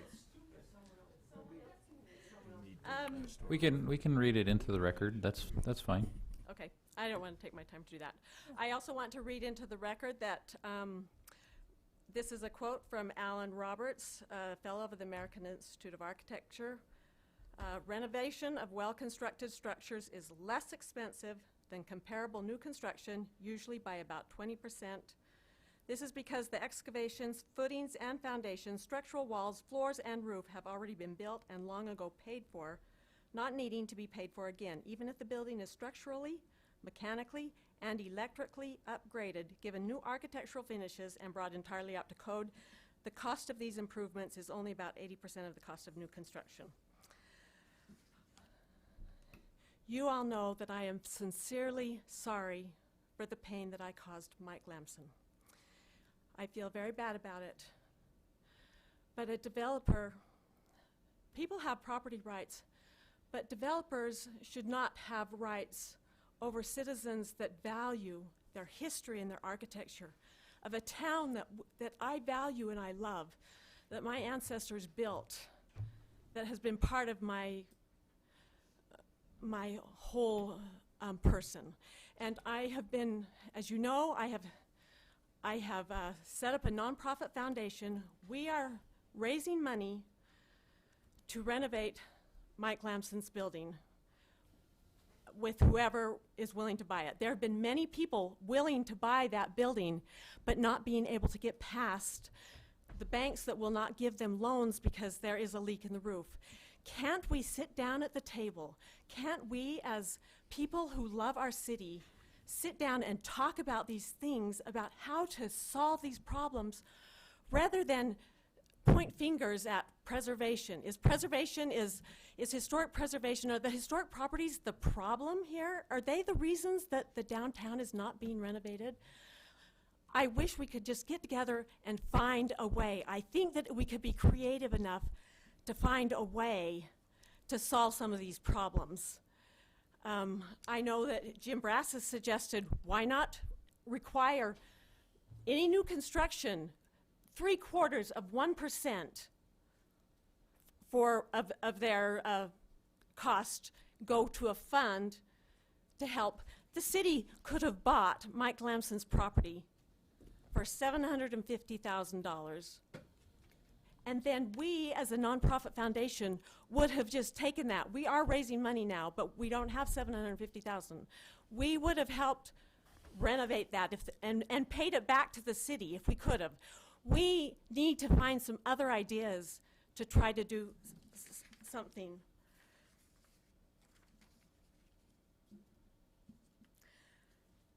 I also want to point out, I'm a little bit worried about gutting that historic preservation thing, because Murray is a certified local government, a CLG, and they get grants from the State Historic Preservation Office. This comes from the State Historic Preservation Office webpage. To become a certified local government, a local government must pass an approved historic preservation ordinance and appoint a historic preservation commission. The historic preservation ordinance must be approved in order to be a CLG, or they're not eligible for any grants. This may be a problem. I would think that we would want to look at this before we would pass any new ordinance about historic preservation in the city. You guys are doing a great job, and I know it's a really hard job, and this has been a really difficult situation, and we all want Murray to be vibrant. I just hope that we can come to the table, get a little bit more public input, especially from a nonprofit, for example, that has a prominent presence in the city, Historic Murray First Foundation, and others that are concerned about this. Thank you so much for your time. Thank you.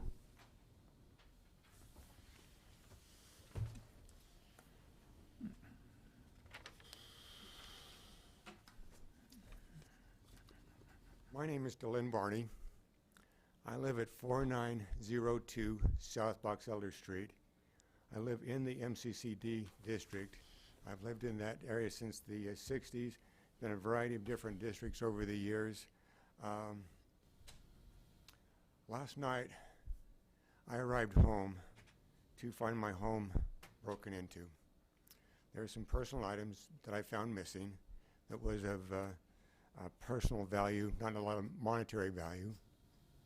Then I opened up my emails and was reminded of the meeting tonight of the changes in the ordinance that basically, in my mind, is guiding the preservation of historic buildings in this area. I don't know which one eats at me the worst, whether the breaking in of my home or the lack of the historic buildings within the district that some I've grown to love over the years for a long time. I attended the Murray First Ward. I went to school here when this was an elementary school. I do believe that the Design Review Committee should be kept so that there's somebody else in the loop besides the employees of Murray City. If we forget about our history, whether it be historical buildings or properties, that's what ties us to the past and that's what ties us to our future generations. How many of us would be willing to have the National Mall in Washington, D.C. turned into a economic development zone? I'm sure there's some people that could put some businesses in and make a lot of money. Same way with parks like Yellowstone or any of the other national parks. They're there for a purpose, to help us to remember some of the things that we have lost in the past and that we still need to keep.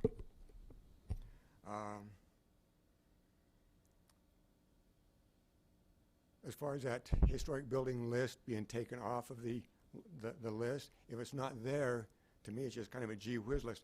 Hey, that's nice to have them buildings on there, but it means nothing. It's like having a speed limit without any enforceable laws that pertains to it. It's just, well, yeah, you're supposed to go 45, but hey, if you're going 60, that's fine. We need to have some balance in providing for the generations that come after us, so that they can look back at Murray, and instead of just seeing a bunch of buildings that provide an economic base, they will provide something that the citizens can look at and be proud that they're part of Murray City, not just some fancy structure. Many years ago, I was in the Marine Corps in Jacksonville, Florida, and I saw where some of the businesses that had put developments above the ground level, residents above the ground level, and then they had businesses in the lower level. At night, they were just empty. There was not, people weren't going to them, and it was kind of a empty, desolate scene. Your time's just about up. Okay. When my family moved here, this was a walkable area. I could walk to a grocery store. I could walk to a hardware store. I could walk to my church. And now when Fashion Place Mall went in, the economic development pretty much gutted that. And I feel there needs to be a balance between the economic development but also historical preservation, so we can keep some of what we have now, because once it's gone, it's gone. It doesn't come back. Thank you very much. Thank you. Thank you very much.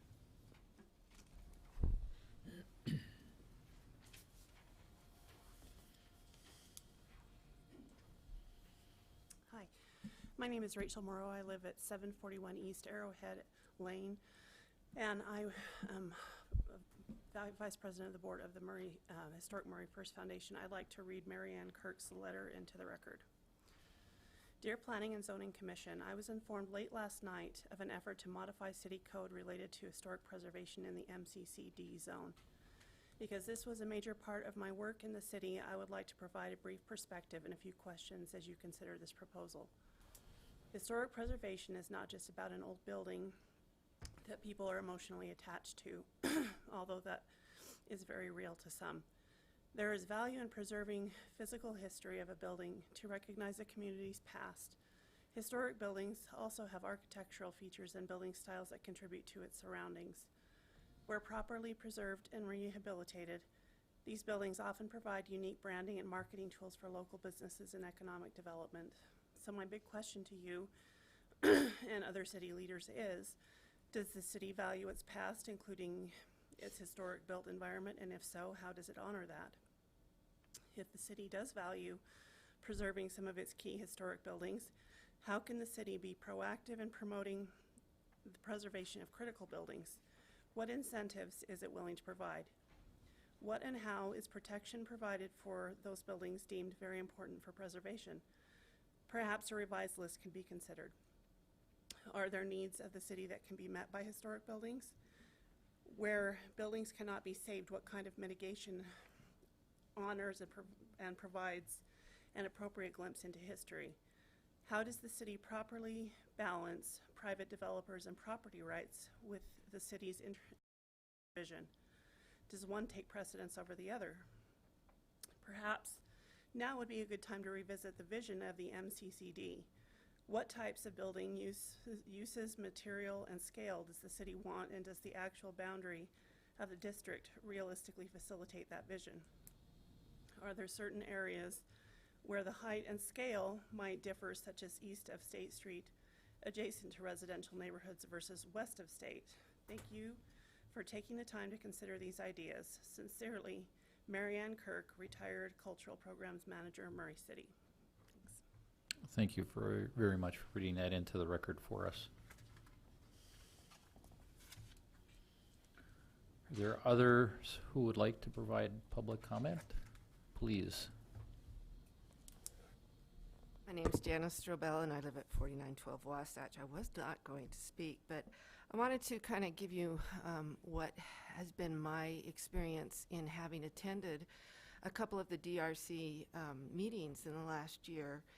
And I think that what the concern about removing that is very valid.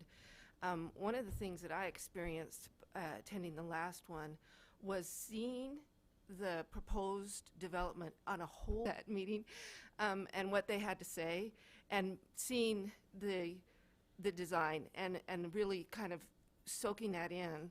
It was really valuable for me. It allowed me then to take time as a as a citizen to look into it more.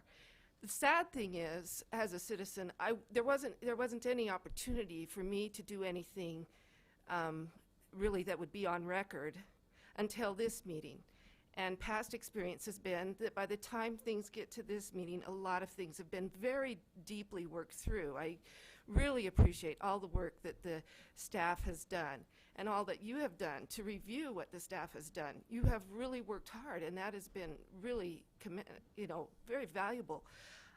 I did talk to Melinda earlier today, saying if there were a way that there could be a committee that could somehow be of citizens, business, property owners, similar to what Kathleen's mentioning, is being able to come together and talk about solutions and ideas and be able to be part of the solution rather than what it feels like so many times when we do finally have the opportunity to make comment and be on record.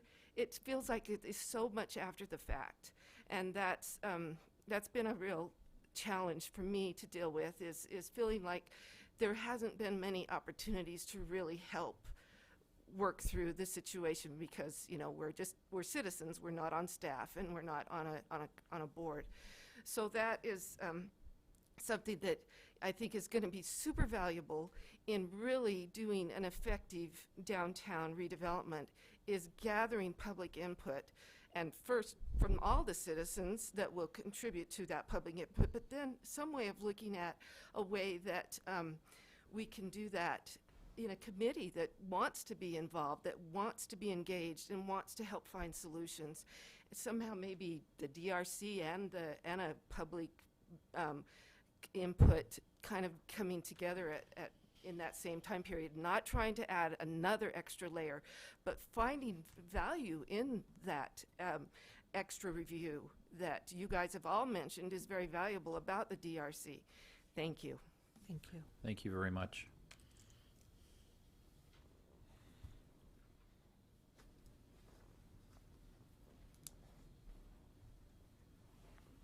My name is Wendy Parsons Baker. I live at 190 East, 5600 South. I'm a born and raised Murrayite and pretty proud of it. My family owns a couple of historic buildings on 48 South. We own the old Sheranian Hospital, and we also own a house on 41 South State. We hope to keep those in the family and keep those preserved. I think it's pretty important for Murray City to respect what we have and maintain maintain Murray City how it is. I also serve on the Historic Board Committee, and I always hate when we have things come through. They're saying that they're going to demolish something. I think a lot, some of those properties do need to be demolished. The Richard Howe home on 5600 South and about 750 East, I think, was a tragedy that we lost that in Murray City. It was a beautiful place, but once we tear them down, they are gone forever. And I hope we keep our list of homes and do something really nice with Murray City. Thank you. Thank you very much.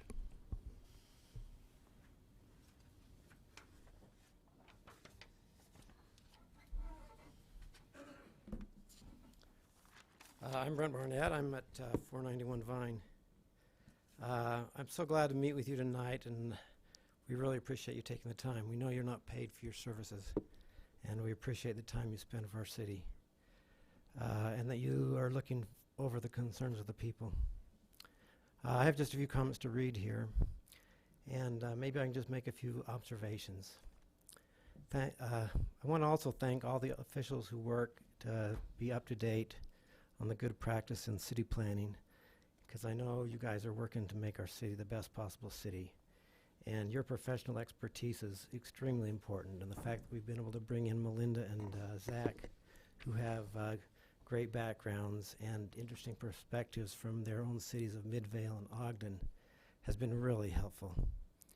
And they've all treated me so well, so I thank you for that. I think we also owe thanks to all those who preserve the great architecture.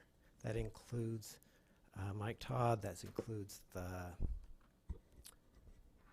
Days, that includes, of course, Susan Wright, and of course the Lamsons, who have been so wonderful. And we are anxious to have solutions that we can work with them so that their properties can be preserved and help the future. I also hope that everything people have said has been so good, and you've heard from so many people, and all of them have had interesting things to say. And I hope you will continue to send the mayor, help him understand that the solution will be better if we spend the time to work together. And I think he's open to that. So to talk about our situation where we are right now, just a few points. First of all, I know you've worked really hard on this proposal. It's pages and pages, and I'm sure it is a really great start. And I know you guys, I know how it is to work through proposals. You always hope you're at the end, but you're really at the beginning.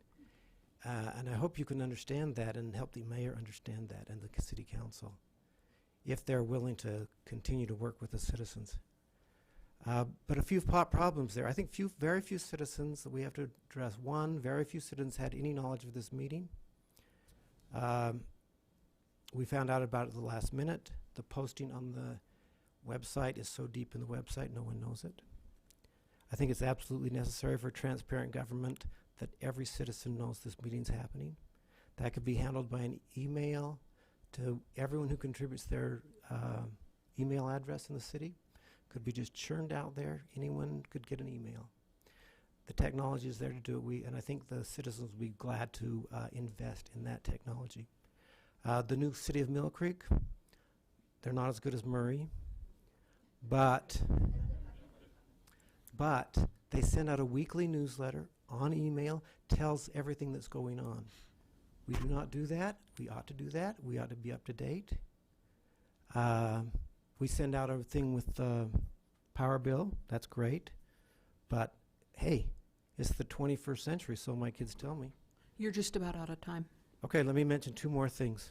The proposed changes in the code were never available to the citizens. How could we be expected to comment on this complex issue? They were not available, all that stuff, until we walked in here. 3, the number of issues are way too much for one meeting, I think. As I have told Melinda, it isn't easy for a Provo Bulldog to keep pace with the brain of an Orem Tiger. That's time. 4, if this is to be taken seriously, it has to be treated seriously. The MCCD took 13 more minutes. In conclusion, I say, as far as I understand, our mayor, the good man that he is anxious to serve the citizens. He is anxious to figure out how our city can have transparent processes in this situation and in all others. This will become a bigger issue as our citizens take hold of it, and even in the next election. Thank you. Thank you very much. Other comments? Please come forward.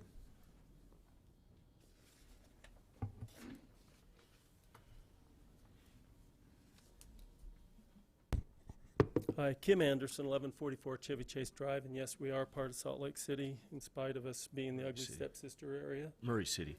I mean, what did I say? Oh, Salt Lake City? I work in Salt Lake City, sorry. So we are part of Murray City, sorry about that. I know where I am. There are a couple things. One that I'm concerned about also is the lack of meetings that will be, supposedly will take place on this. When the MCCD was originally proposed, I know the city had lots and lots of meetings, and I attended many of those. And not only that, I made lots of suggestions, and some of those suggestions were accepted, some were not, in that compromise, I'll call it that way. And I would hope that this not be passed tonight, that we take more time to get the citizen involved. I think that you've had, of all the people here, I've only heard one negative, really, to what's going on, or one in favor of what's being proposed. There are a few things.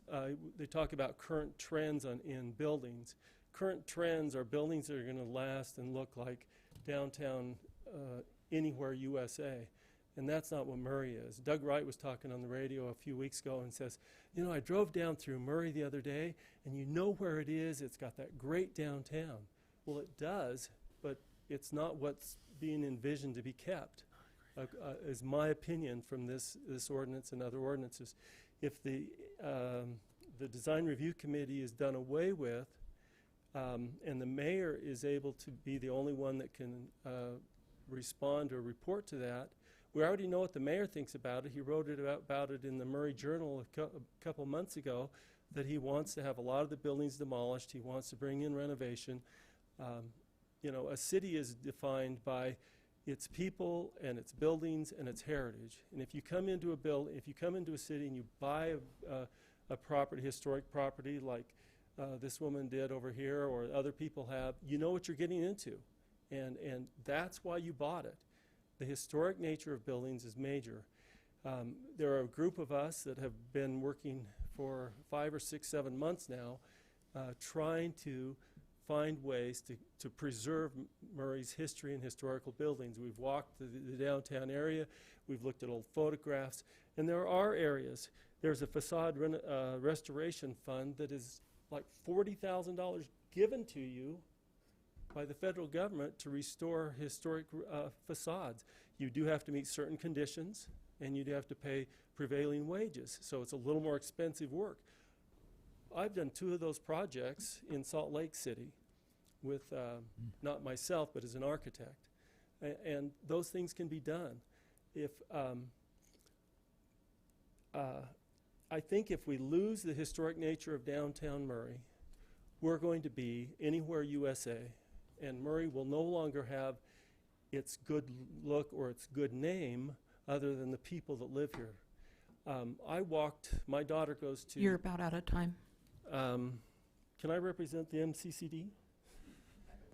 Murray City, what? MCDC. It's the group of people that's been organized. Anyway, I walked downtown, old downtown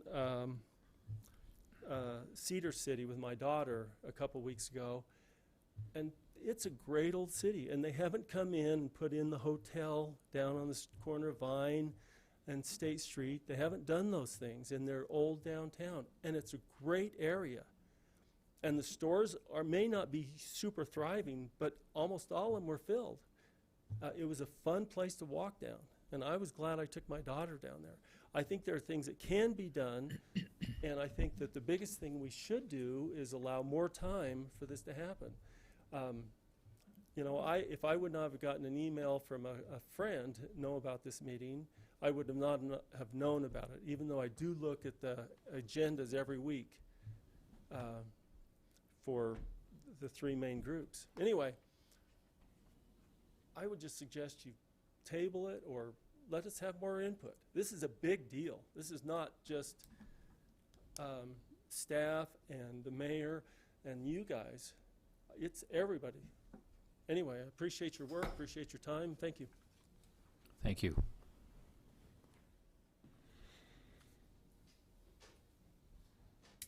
Others who would like to make public comment? Last opportunity this evening to get more. All right, seeing no more people coming to the podium, I will close the public comment period and bring it up here to perhaps Jared. You want to answer a few questions that we received? A couple. Just a couple of points. I'm not going to pretend that I could possibly kind of address all of that, but they're good points, and they're all things that we've been thinking about as we look at this issue. One thing, if I can work backwards, monies that are available for historic restoration, facade grants from the federal government or from the state, if they're available, we don't have any to offer as Murray right now, a facade program, a renovation program, et cetera. Tax credits from the state or from the federal government. Those are not off the table because of an ordinance change. Those are on the table right now. They were on the table 25 years ago. They'll be on the table in 10 years, regardless of what we do. Those monies are still there and available, and nothing here precludes anyone from owning one of these buildings and seeking those kinds of grants or funds. Our issue in suggesting that we need to make a change to the way we have approached historic preservation in the MCCD specifically is that none of those things have happened. These buildings have, some of the buildings have not been maintained, and I'm not going to drag back to the pictures, but Murray has invested significant funds as a city in doing some of those renovation programs and in buying buildings and investing more public funds, and these are public funds. This is your money, and it's the money of 50,000 other people that aren't here represented tonight. That's not an insignificant issue, and I think it needs to be said. The other thing that I would point out is that other homes we can't really take on and are not attempting to take on by proposing this change the duties of the History Advisory Board, making recommendations for properties to be nominated to the Federal Register. That's still all in their purview. We're talking about 100 acres of the downtown where most of those buildings have already been nominated. We wouldn't presume to try to take over those kinds of duties. Those are all still resting with the HAB. Trying to think if there's anything else I can really address. There is just really quickly, I guess, as a final note, just so you can all understand kind of where we're coming from as staff. historic preservation is extremely important to us, and I won't go into the details of everybody's different stories, but we all have those situations too. And some of these buildings that are important to us, that are important to the historic character of downtowns and of different cities, not just Murray, but all over the state, are like ticking time bombs, everyone's waiting to see what's going to happen. But these are private properties. Where we've been able to, the city has taken some of those properties out of private hands and into public hands. And then the question is the we that gets mentioned. Once we remove these buildings, then they're gone forever. There isn't a lot of we when we're talking about some of these buildings. It's somebody that owns those buildings that's making those decisions, or should be making those decisions in our view. Where we have control of those buildings, we as Murray City will preserve them, the ones that we've been able to preserve and protect and buy so far. I guess that's basically what I would say in response. Any other questions from the comments that you would have as staff that we could try to respond to for you from specifics? Sorry.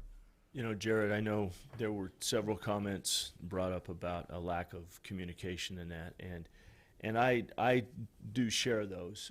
It's unfortunate that several years ago, Murray lost their only city newspaper when the Green Sheet went out of business, the Murray Eagle, the Green Sheet. And there has been a void that has never been filled.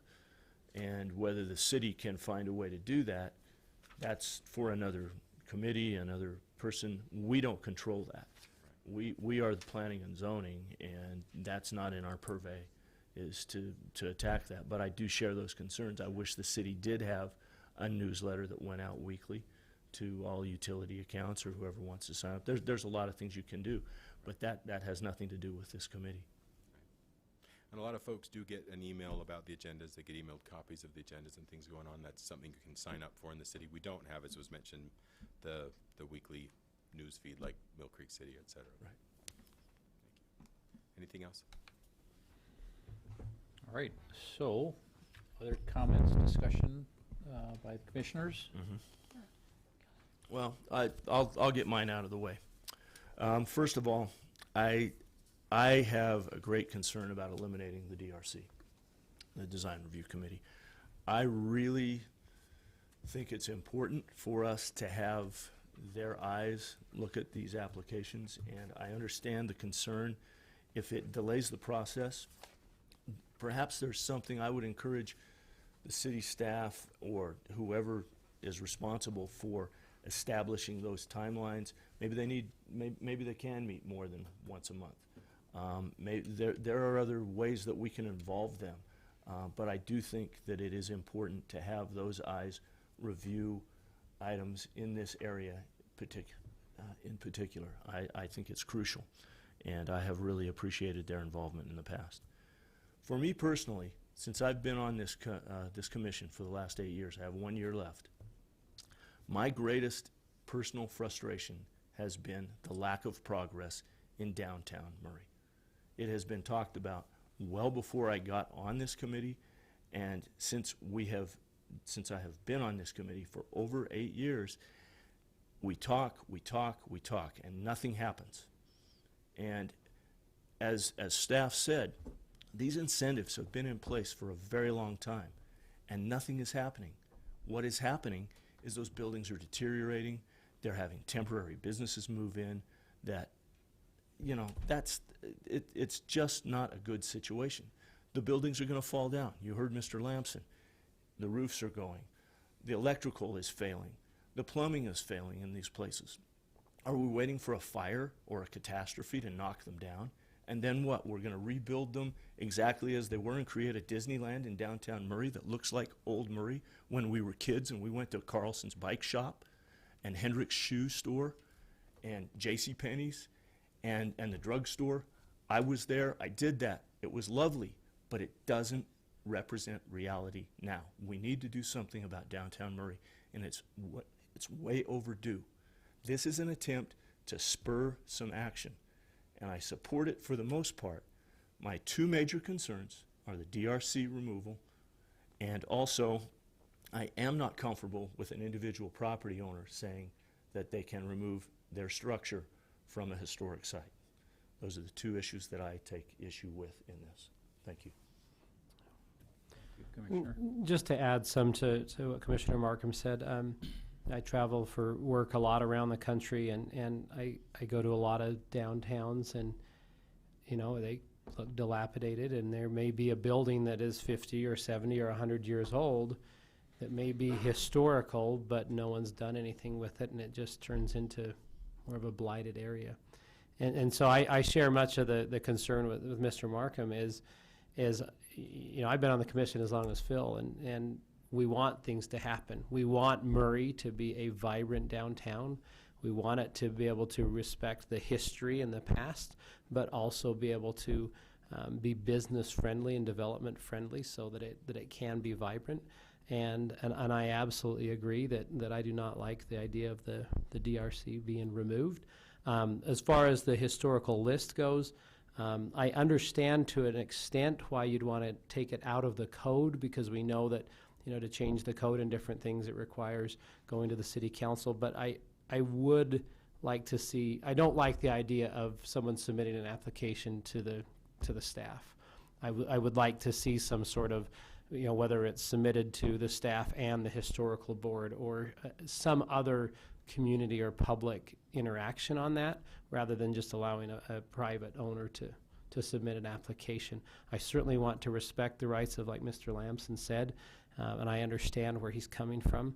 But I would like to see those two items really dealt with seriously, on how we can still provide a process and a little more checks and balances on the historical buildings. But whether it's in the ordinance or not, to me, I'm not as concerned about that side, just the process of someone removing their property, so. All right, thank you. Other thoughts? I kind of feel like this needs a little bit more fine tuning. And I'm not sure what our process is for that, but as it currently stands, I feel like it's not quite what we need. Well, I'm a little bit concerned about, so I agree with everything that was said, so I'm not going to repeat it. I agree.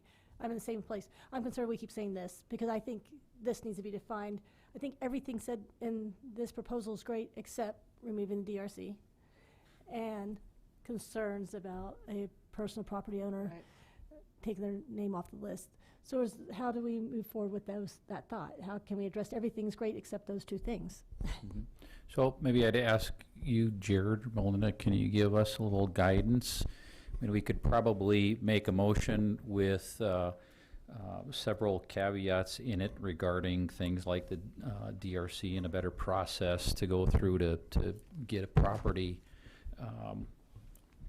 off the list, if you will, or what to actually do with the properties deemed historical list, keeping that in the ordinance versus taking it out. I mean, those are probably the handful that come to mind first. There are probably, if we keep talking, a number of other items that this group would think about adjusting in the ordinance before we actually send it to the city council. Right, and those are kind of your sorry, those are kind of the choices you have Is that before on? you. Is it on? Am I talking? I ceased to exist or something. It's not recognize me. It's that you have a couple of choices. If you wanted to try to make a motion to forward it with a recommendation that those kind of things be changed before it goes to city council, that your recommendation would include doing these things, but that you recommend changes to how we deal with the removal of properties from the list and where the list is kept, how the list is, if it stays codified or is removed from code, that you're uncomfortable with that. I'm not sure what kind of a process. I don't have an easy answer for what that process would look like. Commissioner Milkevich, Commissioner Wilson, what does it look like if it's not a property owner requesting to be removed from the list and being removed? What are the criteria? We have some simple criteria for getting on the list. It was mentioned by Rebecca, actually, that there's a criteria in the code right now for getting off of, it's really not the criteria for getting removed from the list, it's the criteria for allowing demolition. And the first three stages of it are pretty basic, and then it gets specific about what you have to, how you have to perform to go ahead and accomplish that demolition. But the criteria for it are pretty basic. diminution of value of the property, et cetera. Maybe those could serve as something that could create a process. I'm not prepared right now to say what that should look like or propose anything to you, so I don't know. Your other option would be to continue the item and ask us to look at those issues. Keeping the DRC in place with the other changes is possible. It doesn't change, it doesn't have to change. What am I trying to say? You don't have to keep everything else related to design guidelines not changing at all to keep the DRC. They're not tied to that. They could remain if that's what you wish. So we could remove that, and that seems easier and simpler to do as a change than creating a new process for removal from the list. That's probably tougher. Does that make sense? Mr. Chairman, and Chad, maybe, It's been 5 years, Scott. I know. You don't call Jared- Chad anymore. Jared, I know. I don't know why I even call you Chad. It's all right. Chad was Ouch. the guy here before him, and they're doppelgangers, so anyway. It's all right. Jared's a much nicer guy, though. Just kidding. Chad was nice, too. Anyway, Let the record Jared. show. Jared. So my question is can we send a recommendation of approval to the city council with an exclude section 17.170.0 with design review process and the section about historical preservation? So we can send Leave them as everything is. else and strike those two sections. Table those two sections? No, it's just Strike them, send them back to the city to say, go and figure it out and bring those separate as another time. And because all the comments tonight were primarily around those two issues, the majority of them. And as far as the parking, the height requirements, all those different things, I'm very comfortable with a lot of these things in there. The new purpose statement, design guidelines, a lot of those things I really like. What you showed today in trying to make better graphical, design standards for development, I love all those. Right. But I would really like to strike, essentially remove those two sections from the proposal and not even really have obviously the city council can determine what they want to do because they're the body on that, but our recommendation would include striking those two sections. I would like to see a motion to that effect. So Just so we're on board, what two sections? Which two sections? 17.170.040 design review process and then 17.170.060 historic preservation.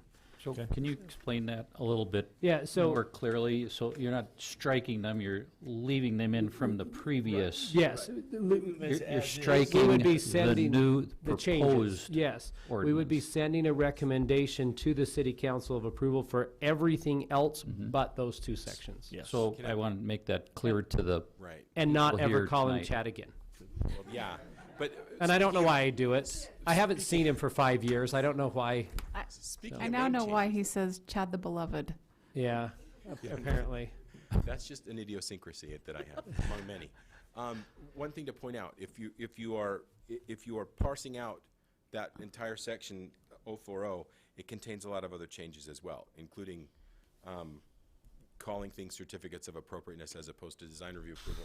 Then that carries over into other sections that have been modified as So well. we can just state that we do not want to see the DRC, removed from the process. We want them involved in the process in some way. Right. And I personally would like to see it modified and streamlined so that it does not hold up projects that, Right. that come before the city. Yeah. So I think we can be a little less Yeah. specific, perhaps.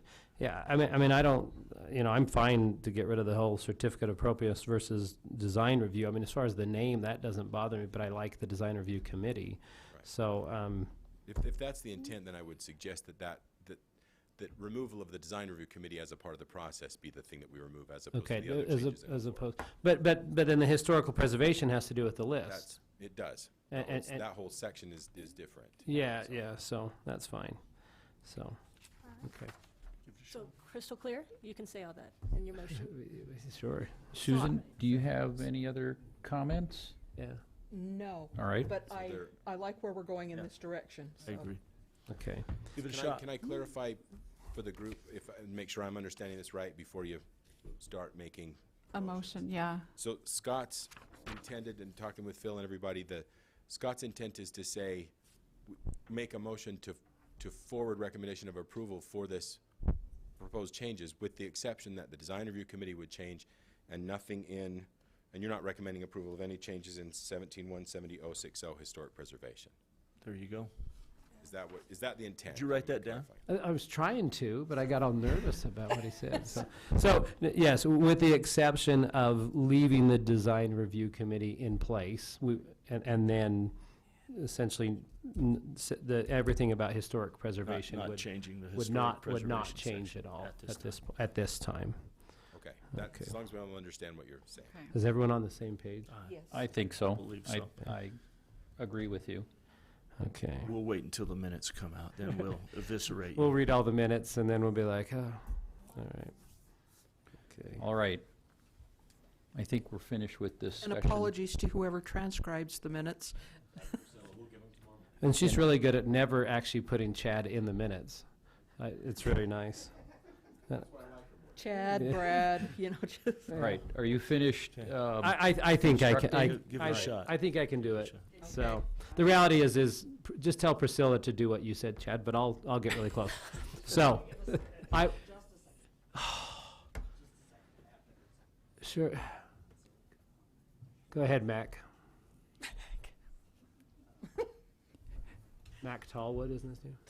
Oh, my goodness. We're in a few sidebars here, but I think we have a, Well, Bryant stood up, so that's what makes me nervous. Yeah. no, Brian's he's got a his lawyer. mouth We full. don't have to worry about him. Oh, Bryant, do you have a challenge appreciate- flag from the NFL that you can just throw the red flag? and then- We are making a recommendation to the city It's just- council. It is just a recommendation, And so. it's We need to for do the city that. council to take Right. our I know, recommendation but and we'll let them and convert. adjust the ordinance Are we good to, as okay. they see appropriate. Mr. Chairman, One more. unless Bryant has something. All right, Brian, Melinda, you have anything for the Okay. commissioners Okay, we got a lot of before we thumbs make a up and- motion? Oh, she has something The to say. play calls a stand, except for Melinda's stepping up to the microphone. Well, just trying to make sure the forthcoming motion is clearly understood by all of us. So, yes, especially our legal counsel.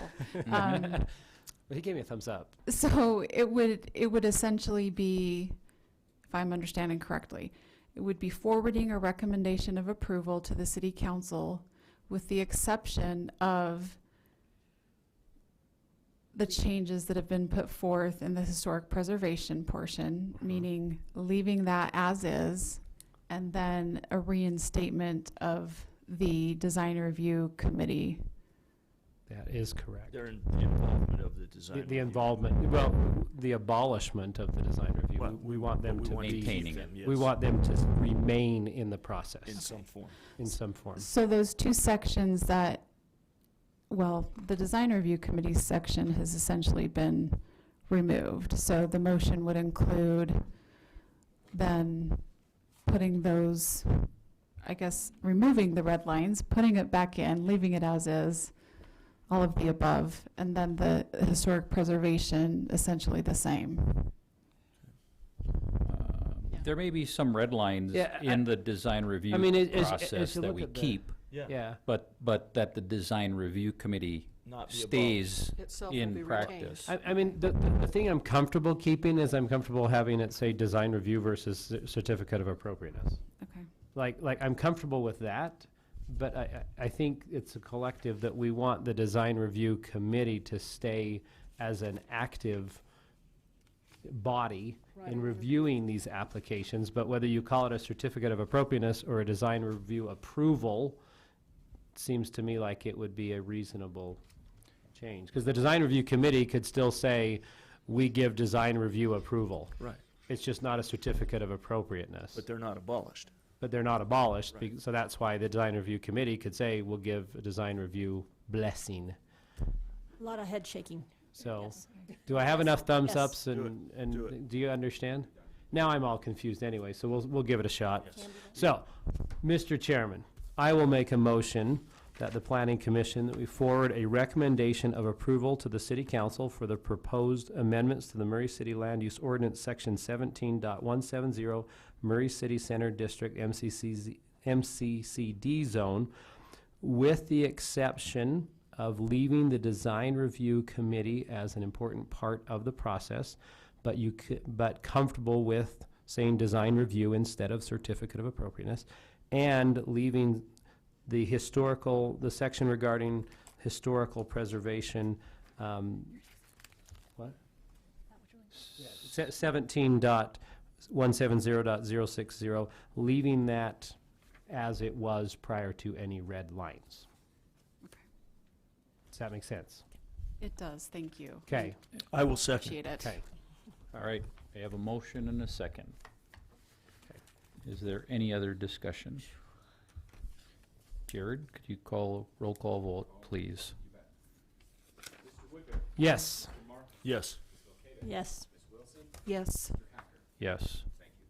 So the motion passes to pass on that recommendation to the city council for their discussion and consideration.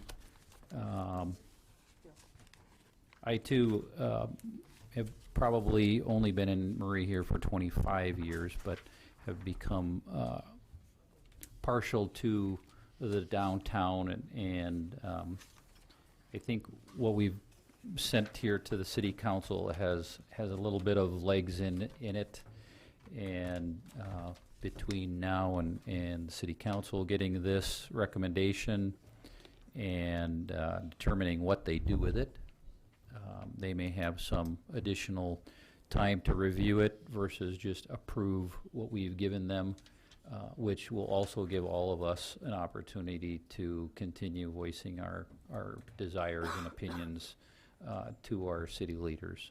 So with that, I appreciate all of you participating. I think I can say for everybody up here, I love to hear from you all the time. Sometimes it's painful, but that's part of the process. It was So- extremely civil tonight, too, and I appreciate that greatly. And I hope we get it right as a city. So with that, this agenda item is closed, and the rest of us have one more to go through. If you would like to stay, we would love to have you. We'll be done by 9:30, I'm sure. Or in about 5 minutes. So thank you again for participating, and we'll look forward to continuing the discussion. So agenda item number 9, I won't introduce a lot of it other than it's changes to Murray General Plan to match Utah State Senate Bill 34, which is regarding moderate income housing. Correct, thank you. So, and you might think this was the easiest thing I did in the last 2 weeks, but it was not, actually. From the results of the work we did on it are pretty basic and simple, but the upshot is that there was a new Senate bill passed in March, Senate Bill 34, that dealt with moderate income housing. Every city and the counties are supposed to have a moderate income housing plan. There were several changes in SB 34 that modified how cities are allowed to have those plans and what things those plans have to do. A lot of the cities have kind of ignored, well, not a lot of the cities, but some of the cities have ignored those requirements for moderate income housing over the years, and this is one more attempt by the state to make sure that we deal with those problems. Basically, at the end of the day, there was a laundry list of things that your general plan, first of all, that it requires that the moderate income housing plan be adopted as a part of your general plan. It can't be a separate plan that's housed somewhere else. It has to be part of the general plan.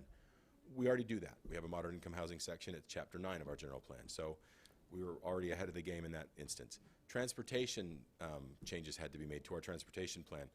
We looked at those things and met the requirements that came out in SB 34. So we're already meeting most of these requirements. There's a laundry list, 24 or so different goals and strategies regarding moderate income housing that your moderate income housing plan had to address, and that your general plan housing elements and things had to address. You had to have at least 4 of those things. We had I think I counted 18 of those things we do in our general plan, 18 of the 24.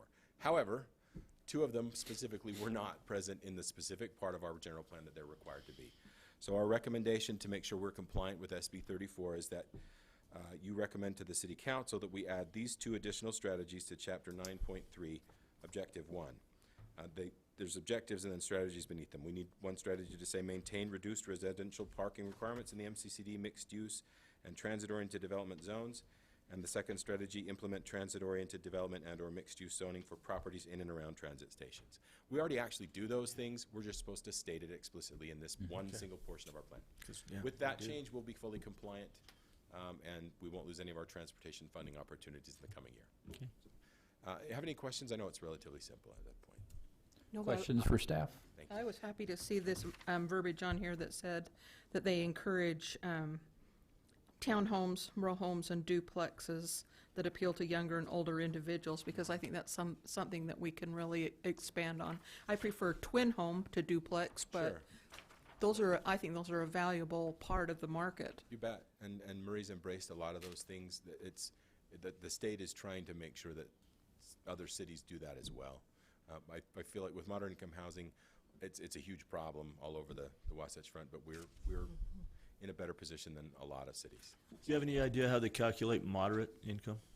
Well, it goes in a range from 85% of the median income on down to like 35% of the median So income. you don't really have a number for Murray, what moderate Not would right be? at not today, but we have a report that I have to do by December 18th, so I could tell you by then. I'd just be curious to know. We have to redo it again. Median income in Murray, I think last time I checked was $52,000 roughly. So 85% of that puts you in the range of moderate income. At Thank the top you. of it anyway. All right. I Thank will you. open this agenda item up for public comment.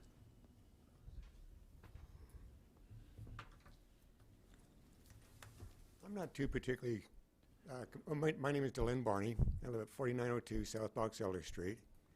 And I'm not real versed on this the amendment that the state passed. But one thing that concerns me about limiting the number of parking spots is when I travel on 48 South between the railroad tracks and Commerce Drive, there's cars parked on both sides of the street. And then just before the apartment complex, there's a street that heads to the north, and there's cars parked on that, along with the cars that are already parked in the parking spaces. And so if there's even less spaces than the MCC, the MCCD district, which I live in, I'm just wondering what's going to happen around my house as far as people parking in front of my house or people parking in the new proposed City Hall parking lot or wherever they might want to park. I'm just concerned about the influx of additional parking. Years ago, I went to the LDS hospital, and there are signs up there limiting where, for residential parking only, and I'm just waiting for some of the parking to spill over from the hospital into the neighborhood where I live. I'm just up the street from them. So, thank you. All right, thank you. Other public comment?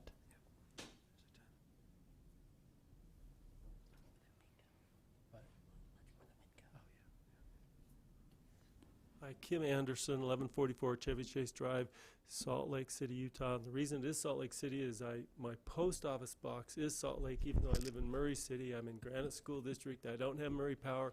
We don't have Utopia. We don't have, so anyway, like I said, we're the ugly stepsister. Anyway, there are major problems in a lot of areas right now with parking.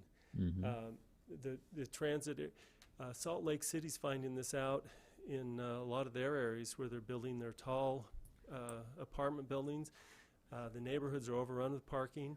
I heard on the radio on KUER about a week ago where some girl had to drive around the neighborhood 6 times to try to find a parking place. And then when she finally found a parking place, she was accosted on the way back to her apartment. So, maybe we'll get there as a society to leave our car home. But if I were to take my car to work right now, it'd take me about 2.5 hours to get there by bus and train. Or I could ride, but I'm not willing. Yeah. Anyway, thank you. Anyway. Thank you. Appreciate the comment. Other public comment? Seeing none, I'll close the public comment period and ask Jared, can you answer the parking question? Will this really reduce the parking availability to residents? I can't say that it wouldn't. There's always that possibility, but this is, I would say this is an amendment to our general plan. supporting something that we're already doing in our mixed-use zones and our transit-oriented development zone and in our MCCD. And we don't have the same kind of, in Salt Lake City, in certain districts, they're not requiring parking at all for any kind of development. We're not proposing that kind of thing. We're simply trying to comply with the state's mandate that in order for us to receive more transportation funds, we state that we want to preserve these goals.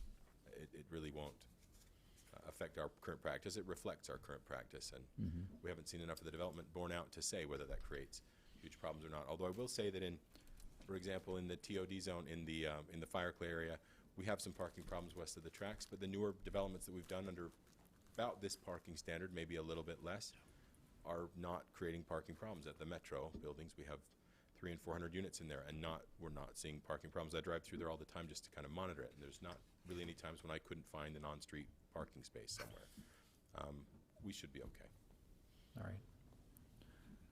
Other discussion? Just simply, I mean, it sounds like we're doing this for the right reason, you know, obviously, and I think that's great.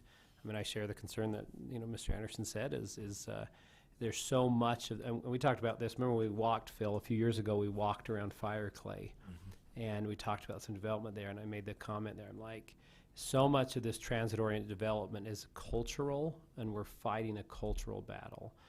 You know, and until we have more people willing to not have as many cars. One of my sales reps lives in Chicago and doesn't own a car. He lives downtown, but he can get everything he needs downtown, and he can shopping, entertainment, everything he needs, he can get without having a car.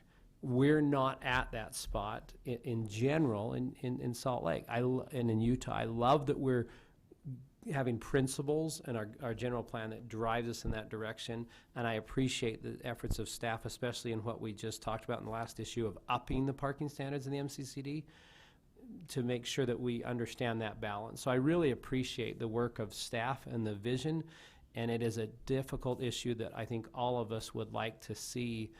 It would be awesome to have a very walkable downtown with all those businesses and shop fronts full of stores and the different things to be able to do what you need to live downtown. But we're not there yet, and as much of it's cultural as it is, you know. But anyway, so I just applaud the staff for doing this. I think it's wonderful, and I'm very, very supportive of it. So. I would like to point out that part of the original problems in that transit district were caused by a developer that misused the standards. One of the initial buildings that were built was not in compliance, and no one that is here today was involved with enforcing that.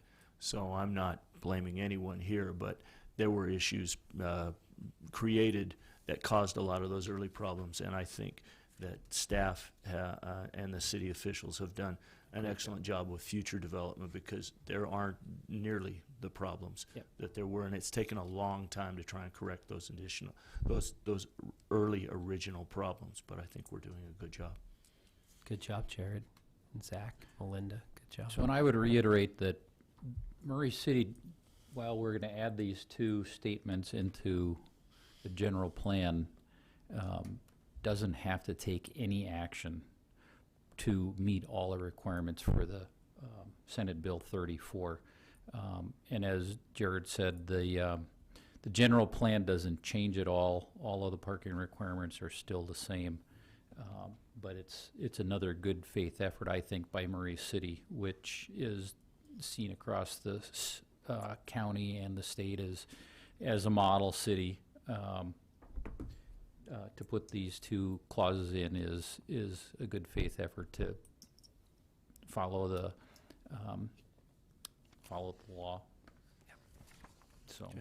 Amen. All right, Mr. Chairman, I'd like to make a motion that the Planning Commission forward a recommendation of approval to the City Council for the proposed amendments to the 2017 Murray City General Plan as presented to us in this item. all right. I have a motion. Is there a second? I'd like to second the motion. A second. Other discussion? So, Jared, could you call a roll call vote again? Mr. Markham? Yes. Mr. Kalish? Yes. Mr. Woodbury? Yes. Ms. Wilson? Yes. Mr. Hacker? Yes. So motion passes, and again, Commission will pass a recommendation to the Murray City Council for their consideration. All right, is there other business from the staff? Just real quickly, as a reminder, we have the Planning Commission training next week annually. We're going to leave a big portion of that open for you guys to ask questions and have discussions, and I can't imagine there'll be anything on your mind about anything that we do. Tiny homes and bees. There you go. Just We can talk about those things. But we're going to leave some of it open, but we will have a few things that we need to talk about. One of them, we've mentioned before, there's been some staff items that have come up that we wanted to talk to you more about, the kinds of things you find valuable in the staff reports if we want to make changes. Yep. Zach won't be able to join us that Aw. evening, but Susan and Melinda, you're going to be out of town too, right? Or are you going to be there that night? Okay, so Melinda and Susan and I will be there, and there you go. So if you have any specific questions that you'd like us to answer before that meeting, feel free to shoot me an email. I'm trying to put together an agenda right now, so. And that's 6 o'clock over at the city At the office. city, we'll feed you. We've got food coming in, so. In that conference room that we always do it in. Public Works, yeah. Okay. Right down in the Public Works building. Awesome. I have a question about that, Jared. So, I know you have, be careful when you have all elected officials or us as being appointed officials in a room to make policy and that sort of thing. Right. But, so a few things that we talked about this evening, one of them was, a weekly newsletter, Right. keeping the residents informed. Are those things that we can Talk about? discuss? Yeah, absolutely. Yeah, absolutely. And it'll be posted as an open meeting. We Okay. won't be taking comments from anyone, Yep. but if And anyone not that wanted- we're gonna make any policy, but that we can discuss them and, But talking about those kind of things for transparency, sure, we can talk about that. We'll make it. excellent. If citizens come, do they get dinner? We don't plan for that. Oh, You never know. Or budget. I usually So don't your have time to kids eat, so someone can't can eat come. mine. I'm sorry. I was thinking, Your I got kids, 5 kids. your kids cannot Yeah. come. That's All all right. we have from staff. Well, Do thanks, any thanks, commissioners Buzz, have Motion Dale, to more Mark. adjourn. business for the council? We have a motion. I have a second. Second. All right, All right. motion is second. Any nays? All right, motion passes, and this meeting is completed. Thanks, Lisa. Thank you.